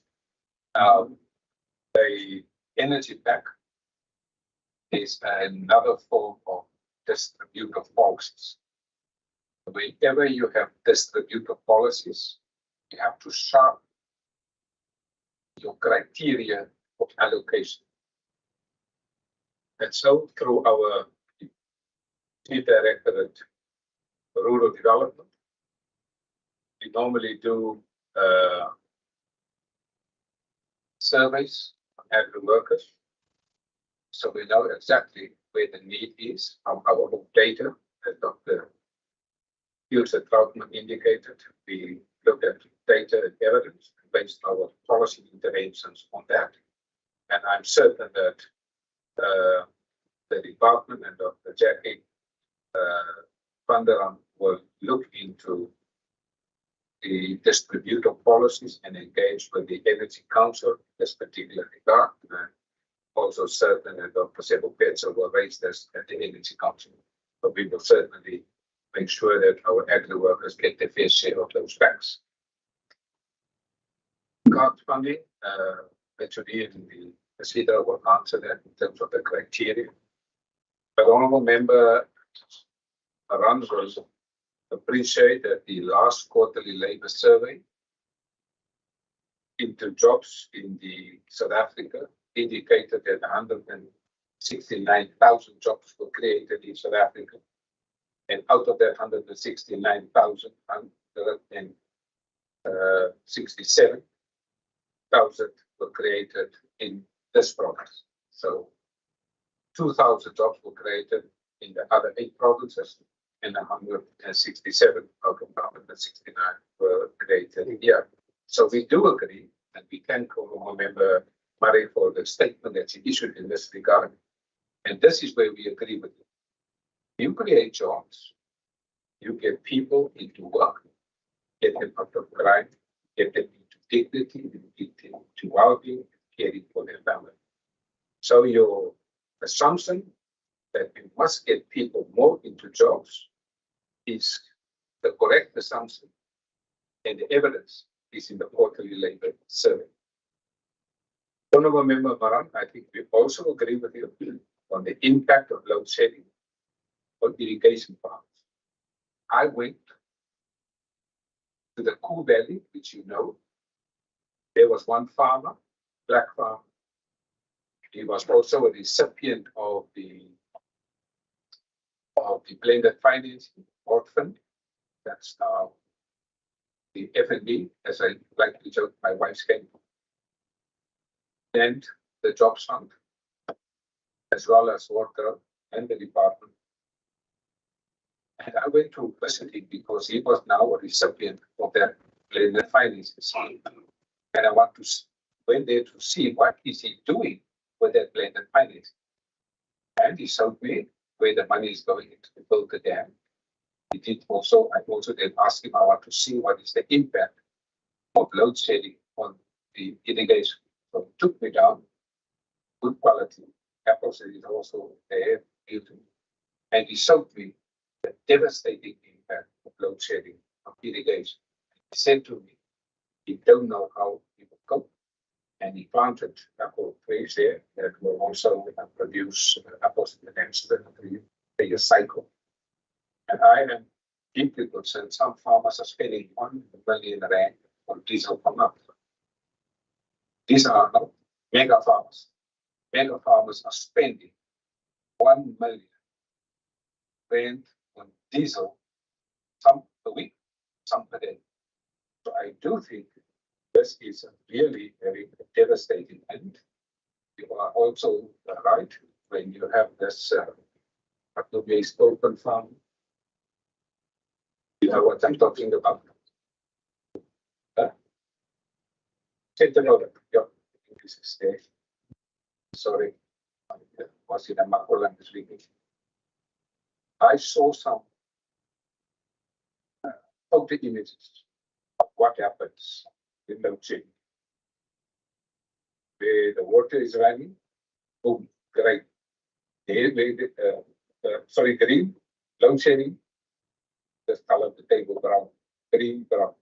Now, when you fly over any town, see the type of agriculture, then you can really, from the air, see the devastating impact of shedding. And that's why on the 29th and the 30th, I am calling for a energy for agriculture in our. You know that there was here by in Malmesbury, on the farm, there was a krachtdag where they looked at different energy solutions for agriculture. And we are not experts in energy provision for agriculture. The energy that you're going to put on your roof is not the same stuff that the farmer needs. By the way, Chair, we also want to caution Honorable Member Maran not to just put up solar panels illegally, because we see there's a rapid increase in insurance claims. Okay, we can make the plan. And also a rapid increase in insurance claims, but also a rapid increase in the data from the fire department. That people are installing these things that are not meeting the normal standards, and there's a lot of fires that happen as a result of that. Now, I don't want that telling this narrative, because I don't want that to happen to a farm. Your house burned down as a result of incorrect electrification of solar. You can imagine what that will do to a pack house of the cold storage on a farm. So for that reason, and this is we do not, and I also don't want, because we every day get fly by nights advising people this is the best solution. People are in this business now to make money. I don't want the farmers to be abused through the schemes. And so what this government now has done is we also now have established an energy filter. So anybody with any great idea of green energy, solar energy, alternative energy, we encourage those ideas, but we will put it through a filter and test the reliability and the validity of those things, so that we are certain that these things are having stood the test of time and are certified, so that we do not create unnecessary problems. There are some questions which I'm going to handle further to the HOD, specifically in terms of the individual policies, in terms of this energy startup. Thank you. Thanks. Thank you very much. Honorable America, the question on the indigent, I want to assure you, the minister indicated that he's a member of the Energy Council. I'm a member of the technical committee that support the council. So that team of heads of department, I'm part of that. And I think this must still be clear in terms of the criteria. And of course, coming from agriculture, I would always argue for my farm workers and rural communities. So rest assured that is something that is high on my agenda. For the question that Honorable Member Maran suggests has not been answered, I'm afraid that is the answer we have. Unfortunately, we know the farmers we support, black farmers in this province. We know that. That's why we support them. But we don't know how many other black farmers own farms? I mean, he just referred to the case of a very known billionaire in this country that owns a farm. If it was not for him visiting that farm, he wouldn't have known that that black person owned the farm. So that's unfortunately that's really where we find ourselves. But clearly, the cash money that we spend on farmers that we know, many of whom are actually landed through the Department of Agriculture, Land Reform, and Rural Development. The story of Brandplay, I would like Eric to respond to that. And I think that is probably the same story with Glen William. Once this infrastructure has been developed, there's a department that must come into the space to buy land. That department is not, it's not my department. And I think that story is the same, but I'm sure Derek can give you a lot of details around it. Of course, we're very excited, we still are, about the Brandplay because we're very much involved in that process in terms of pulling the stakeholders together. And that's why when we're invited to be part of that opening, we gladly accepted that and we're still very excited about that. But the key issue now is what then happens.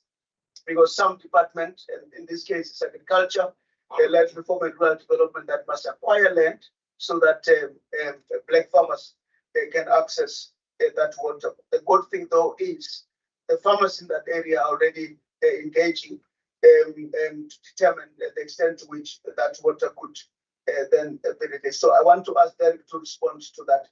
Honorable Member Mario raised a question around protectionism. I think Derek will respond to that.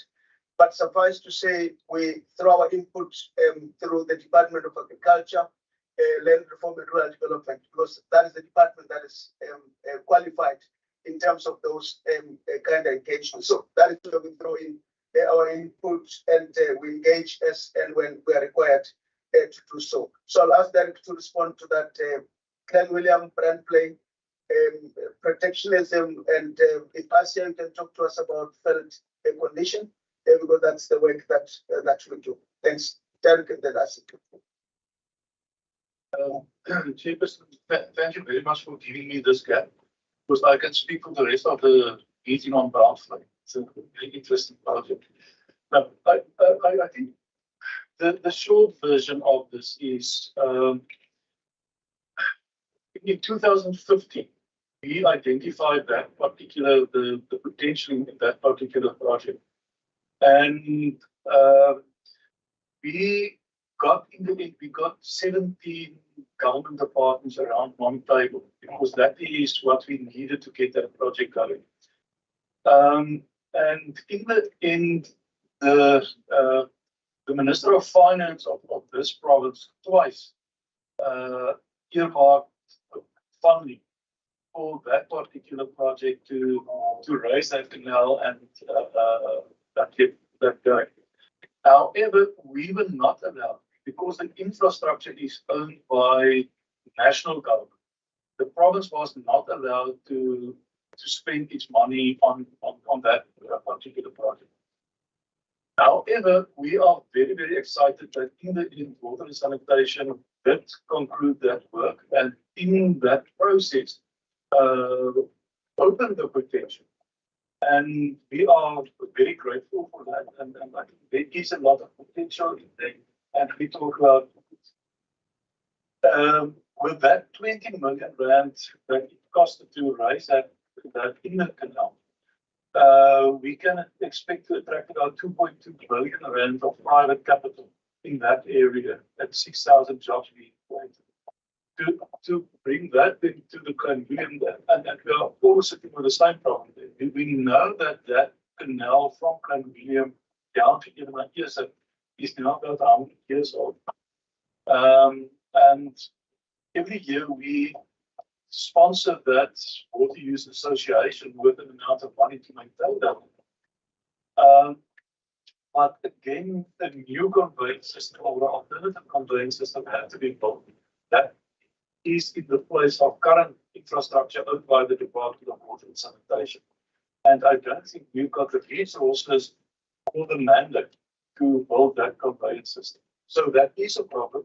What I do know is that the Department of Water and Sanitation has conducted a study on on this conveyance system and how to get it downstream. And we can just hope that it will be implemented.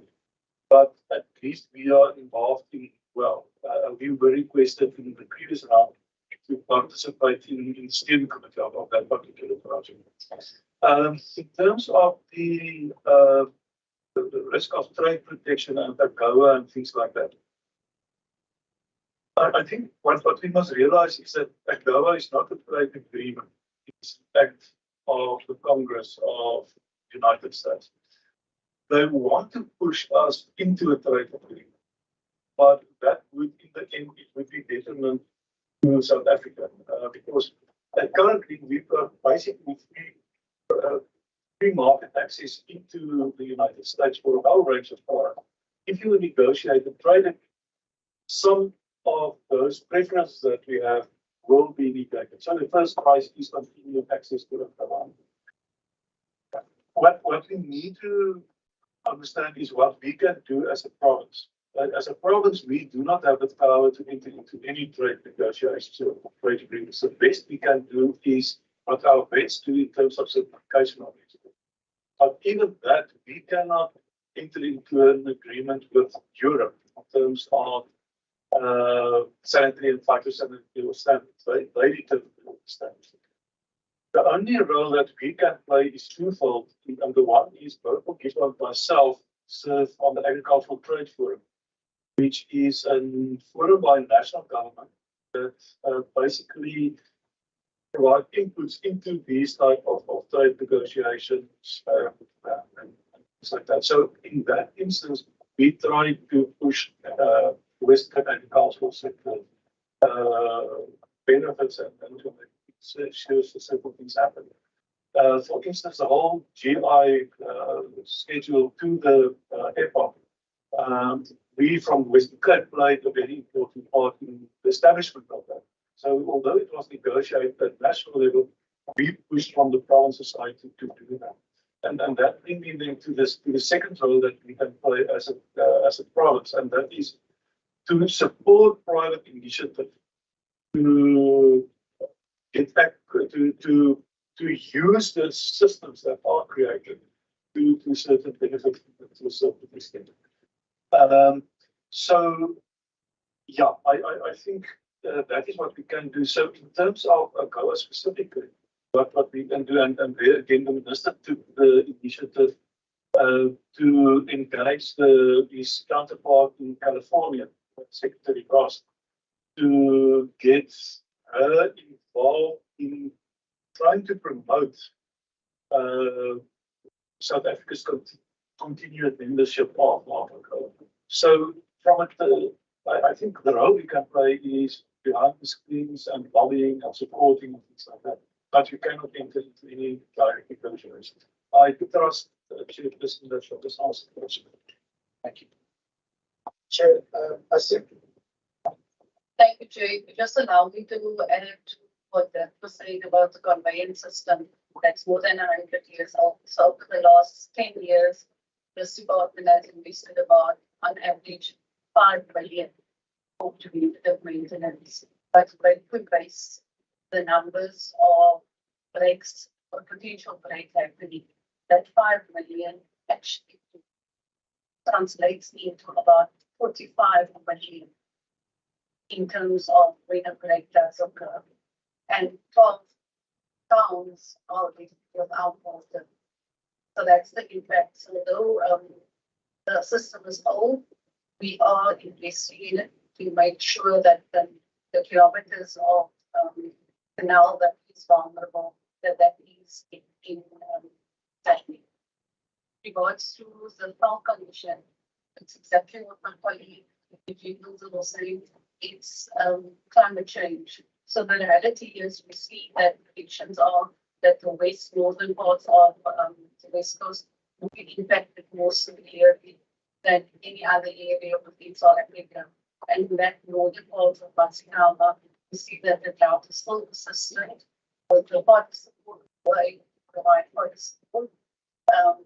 But unfortunately, the drought is not broken. And we are predicted the new season, another El Nino effect coming in our money. Thank you. Chair, just the last one. In terms of whether the budget is enough, I mean, if you ask any accounting officer whether the budget they have is enough, they'll tell you the answer is no. But this is what the fiscus can afford. That's what we're dealing with. Thanks. Thank you. Doctor. Honorable members, further questions, follow-ups on the medical? Thank you, Chair. Chairperson, stated that this is cost of employees.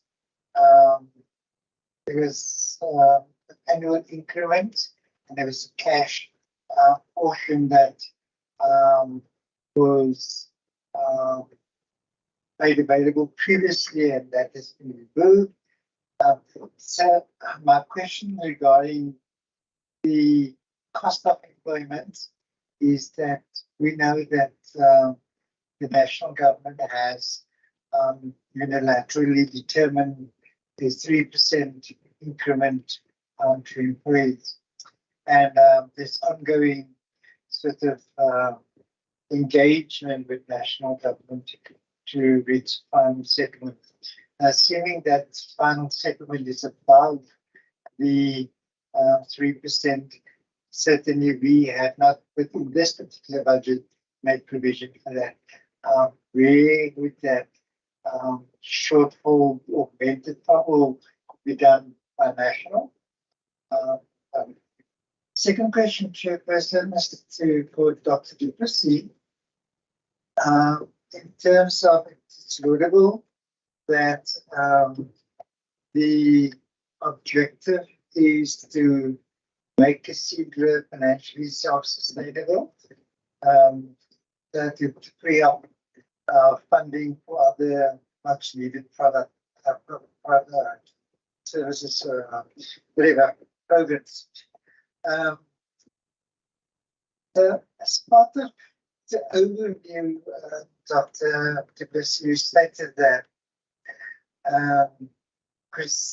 Casidra is a registered project management service provider with the service CETA. Now that's a particular sort of root set of capabilities and competency to have, just how to manage projects effectively and efficiently, and whatever the case may be. To what extent have you done it or considering doing it to leverage the core competencies of your business and capabilities to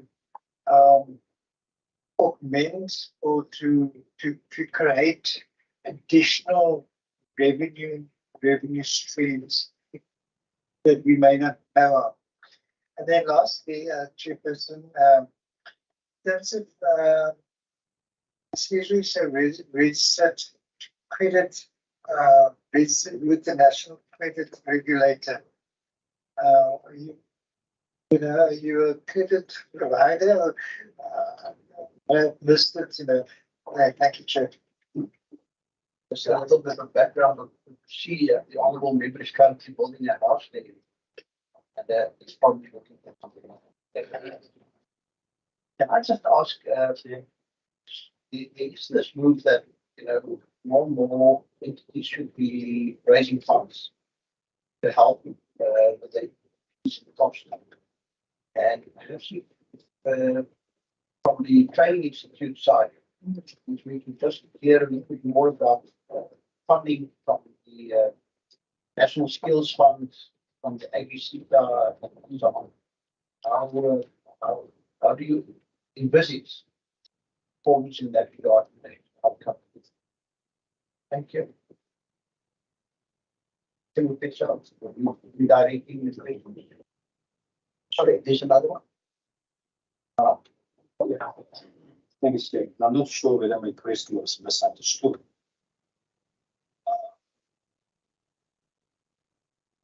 Because I haven't asked how much money to spend like his partner. It's not about like that. Issue was agricultural land of the lot because of the completion of the Biafra Dam. 5,000 acres. Same, for instance, you see Hudson Pelts, 50 black farmers, 2,500 acres of agricultural land will also come into business. And not, I think around about 2026, the national government state committed to the completion of the 10 million dam and transportation of that water through that canal. Percentage of black farmers will benefit. Question was whether the current grant that we receive from the national government, whether we think that will be enough to deal with black farmers in the province over the next couple of years. Whether we as a government are willing to spend our own money when it comes to agriculture to create more jobs, to get people out of crime. Because I've said that police is not our mandate, but we are spending hundreds of millions of rands on that, paying over to the city of Cape Town for link officers. So the question or the response can't be that we can't spend our own money on that. It's not our money. So my question was whether we are willing to spend our money on that, especially with agriculture land to come to play now. Then lastly, Chair, on page 552, 84,164 plus million will be paid over to unpowered institutions. And maybe, Chair, when we deal with the solving part, whether we can just get a list of those unpowered organizations that are not part of the council. Do you think that you I think I would very much like to answer because honorable member Aran like to say we're not answering the question. So let me answer his question directly. He asked, do we think there's enough money from national government for farm settlement, farmer support? The answer is absolutely no. We do not think that is enough. So you did ask that. We can listen to the recording. I had two questions. That's the first part of the question. So we do not think that the national government take land reform serious in South Africa. You cannot have 30, 40 million rand for land reform in the Western Cape and think you can have successful land reform on that basis of that money. So to answer your question, do we think the money is enough? Absolutely not. What are we doing to support people? If you look to the slide 27, are we willing to add from our own budget to the agricultural sector in general and specifically to farmers? The answer is yes, and that you will find in the evidence to the value of 70 million, because that is earmark allocation. As you know, in terms of the classification, earmark allocation is from our own funding. And you will see, for example, for the new financial year, starting from April, there's ecological infrastructure, 40 million, it's our own funding. The river protection, 20 million, it's our own funding. Disaster relief, you know, that's what the situation is there.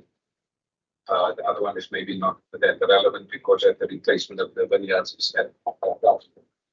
So the question is, are we willing to support? Absolutely, we do that. But I think what is needed is a greater commitment from the national government. And so a policy is not just simply a declaration. A policy is expressed in monetary terms. So on one side, they make a policy declaration and they don't give the funding. So that policy declaration becomes mute once the funding is not followed because a budget, we discussing the budget, it's a policy thing as well. The rest of the stuff that HVU will answer. Minister, thanks. I think the COE question, I want to refer to my CFO. Suffice to say up front, I don't have the money in my budget. So when that happens, I'm sure every other accounting officer in the province is sitting in the same position. But the technical, Floris may just give details there. And then the other question I think is direct to Kina. Chair, thank you. I think the HOD's percentage that you would like to say, I can say even in this budget for the 3%, we were also on our. So we have not done anything, and I tend to make the joke always to say I'm 37, I just look this way because I can't find money. So now you know, I know why. So yeah, I understand. Perhaps if you open and mention here, I can just say quickly on the non-profits, 39 million of that is the FPT or growth, that is the other service provider.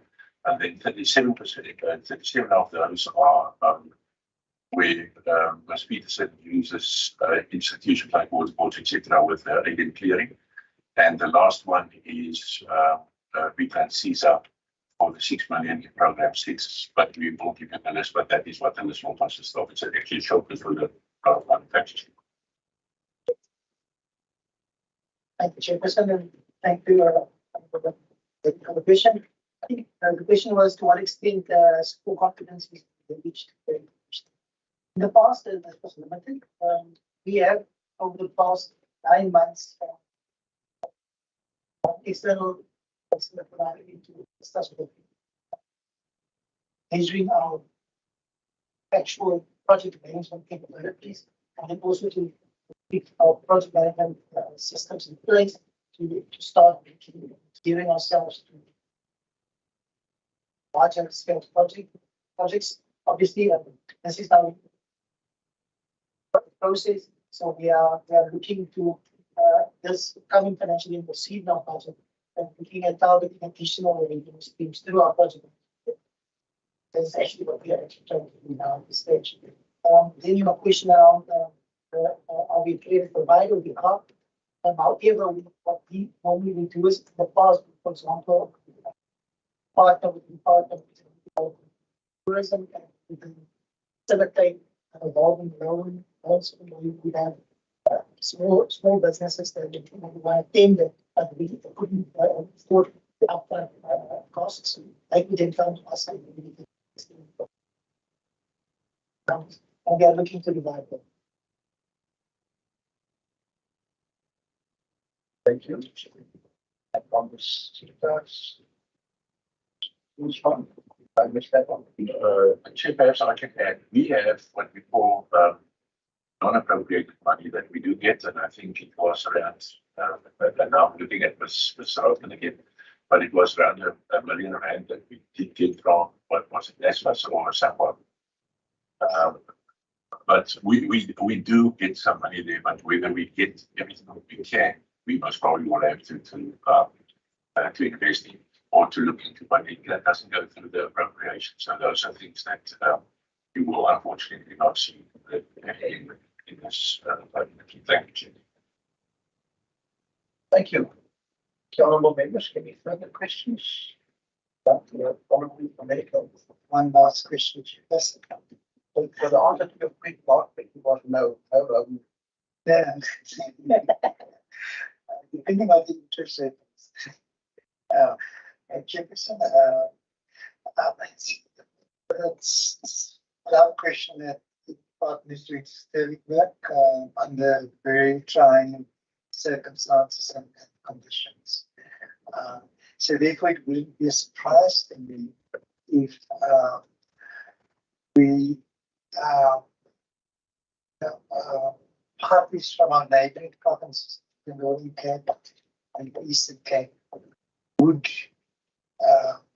to tap into the source base of the department, really the skills of other. Is it the case that the department gets requests on the stress,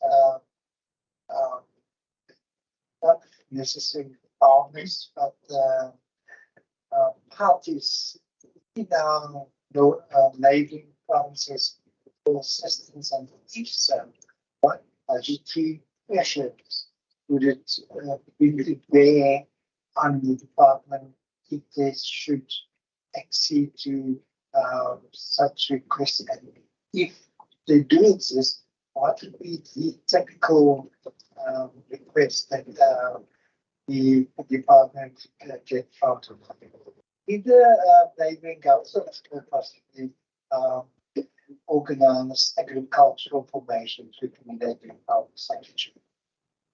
If I can add that, we actually finished the cooperation with other entities, other provinces, other agricultural departments to try and get to a better result of only from Western Cape.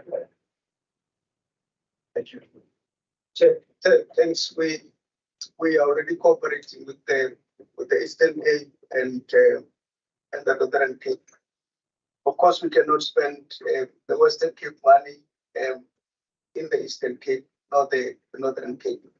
But at the official level, we definitely do cooperate. In fact, last week, I went to the National Agriculture to present the CASP business plan for the year starting 1 April. And in that meeting, I met my counterpart from the Eastern Cape, who actually requested support. I'm just waiting for her to formalize it. And once it's formal, I will then release 1 or 2 of my staff members to work there for probably 3 to 5 days. We think that's important and it's allowed in the law to work with the other assistant departments to support one another. So that we do all the time, except I will not spend this province money to agriculture in the Northern Cape, Northeastern Cape, or any other place in the country. Thank you. Honorable members, are you happy? Yes, thank you very much. We've already gone over my 2-hour aim for a body break. So from my side, thank you very much, honorable members, for your active engagement. Any final words that perhaps Dr. Timmer would say no, or we could see, or any other staff might want to share with us? Minister, we've finished with the questions. So I'll just give Dr. Provincial an opportunity for a last word. And we welcome you also from there. Also, you would like to add on that? Minister, Chair, thank you very much. Nothing to add from my side except thank you and the members for the grace that we do. And serious questions were asked here, and you help us to think differently about our work. And thank you. Understand? Chair, I think for all of us, there's going to be a one central theme going through all of this, and I think it has to do with the energy and the impact of the energy.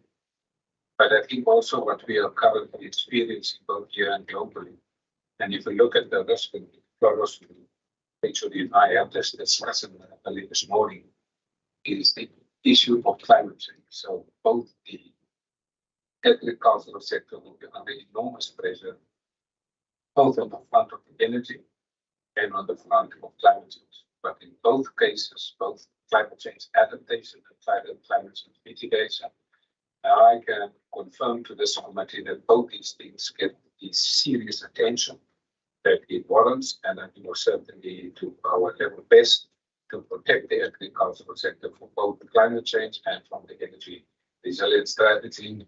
This is why next week there is this water in Dava, and this is why the climate change interministerial committee will soon convene, as well as the whole issue of the terms of reference have been agreed to in terms of the constitution of the Energy Council, and great progress are being done.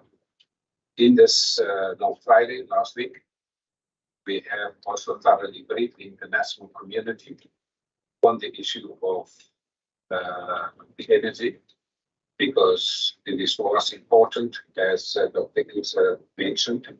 There are a lot of global funding for climate change, and certainly there's about 8.5 billion rand for the just energy, well, not billion rand, $8.5 billion for the just energy transition.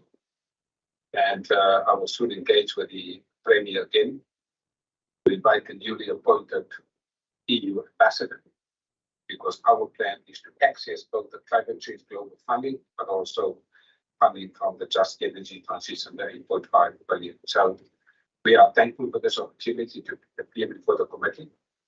And I want to thank my officials because this morning my staff, Mariki and Daniel, and I just had a brief discussion about the enormity of the work that goes into something like this.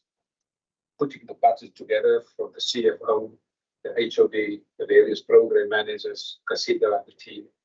And I want to express my deep thanks. This is a massive amount of work that goes into this documentation. So we value and appreciate the amount of effort that this committee has put into asking these questions, and we're looking forward to the debate in the House on the 28th of March. And thank you.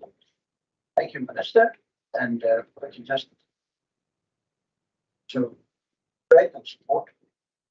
My experience is that the drafting of budgets, quite often we leave a lot of blood on the floor. Many people feel that their priorities have not been recognized, and that their hard work is not always funded.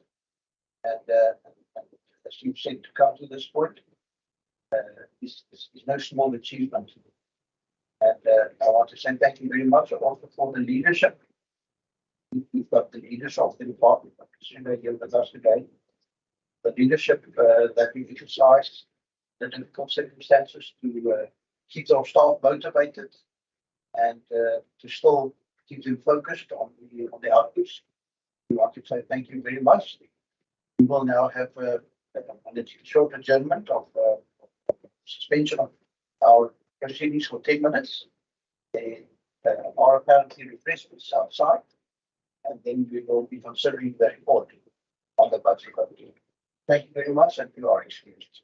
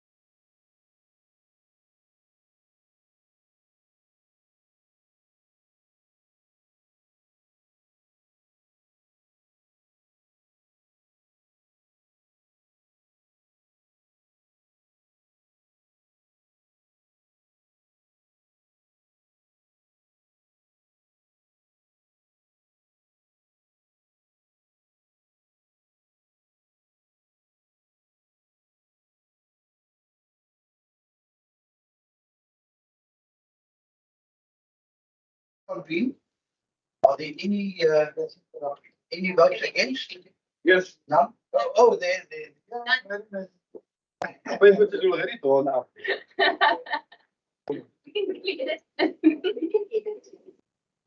Thank you, honourable members. Thank you for feedback. Honourable members, having listened to the explanations and having deliberated on voting limit, we now need to draft a report on that budget vote, indicating whether we support the vote or not. And can I ask for any proposals from the floor? The honourable Murray. Chair, I propose that to support the vote. Thank you, honourable Baker. Chair, I comment on that proposal. Thank you. Is that unanimous? No. Honourable Say Murray. this in the previous comment, we vote against. Vote against? Good, thank you. So the vote is then adopted or supported with a majority vote. The report will reflect that. So can I then ask that Ms. Nikkerk just either flight the report, give me a copy so that we can read it into the record.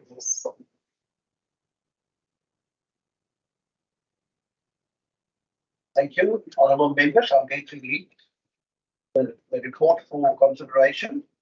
Report of the Standing Committee on Agriculture, Environmental Affairs and Development Planning on Vote 11, Agriculture in the Scheduled to Western Cape Appropriation Bill, B2-2023, dated the 15th of March 2023, as follows. The Standing Committee on Agriculture, Environmental Affairs and Development Planning, having deliberated on the subject of Vote 11, Agriculture, in the schedule to the Western Cape Appropriation Bill, B2-2023, referred to it in accordance with Standing Rule 188, reports that it supports the vote. In accordance with Standing Rule 90, the African National Congress expressed its minority view that it does not support the vote. Proposal 19. Chairperson, I move that we adopt the report. Thank you very much. Thank you. The report is then unanimously adopted. Honourable members, are there any resolutions that you would like to propose from the discussions that we've had today? I think the Honourable Marat raised an issue earlier. Perhaps you could just repeat that, Honourable Marat. The list of any non-public employees. A list of non-profit organisations that receive payments in the, shall we say, in the current financial year? From the Department of Agriculture. Other proposed resolutions? The report of climate change trends that was compiled by Ships at the University of Cape Town. That here, just mentioned. Yeah. Comedian King Company. So Dr. Trautmann to climate change report that was dropped, I think, was it 14 years ago? The most recent one. Good, but I believe our procedural officer will be able to get the correct name of that report for purposes of our minutes. Directly, we are not referring to the MOU, but they spoke about that they signed with AP and local government. And you did mention that We can get that. the university As a resolution, we can get it. So as a third resolution, the memorandum of understanding between the. It's in the report. 14 years back. No, apparently I'm mistaken. Apparently I'm mistaken, but my impression was that they are quite proud of the fact that they were kind of not leading, but very quick to start with their studies on climate change and the effect that it could have for agriculture. Any further resolutions, honourable members? Going, okay. Honourable members, thank you very much then for your attendance and for your active participation. Meeting is adjourned. Thank you, Chair. Thank you, Julie. Welcome.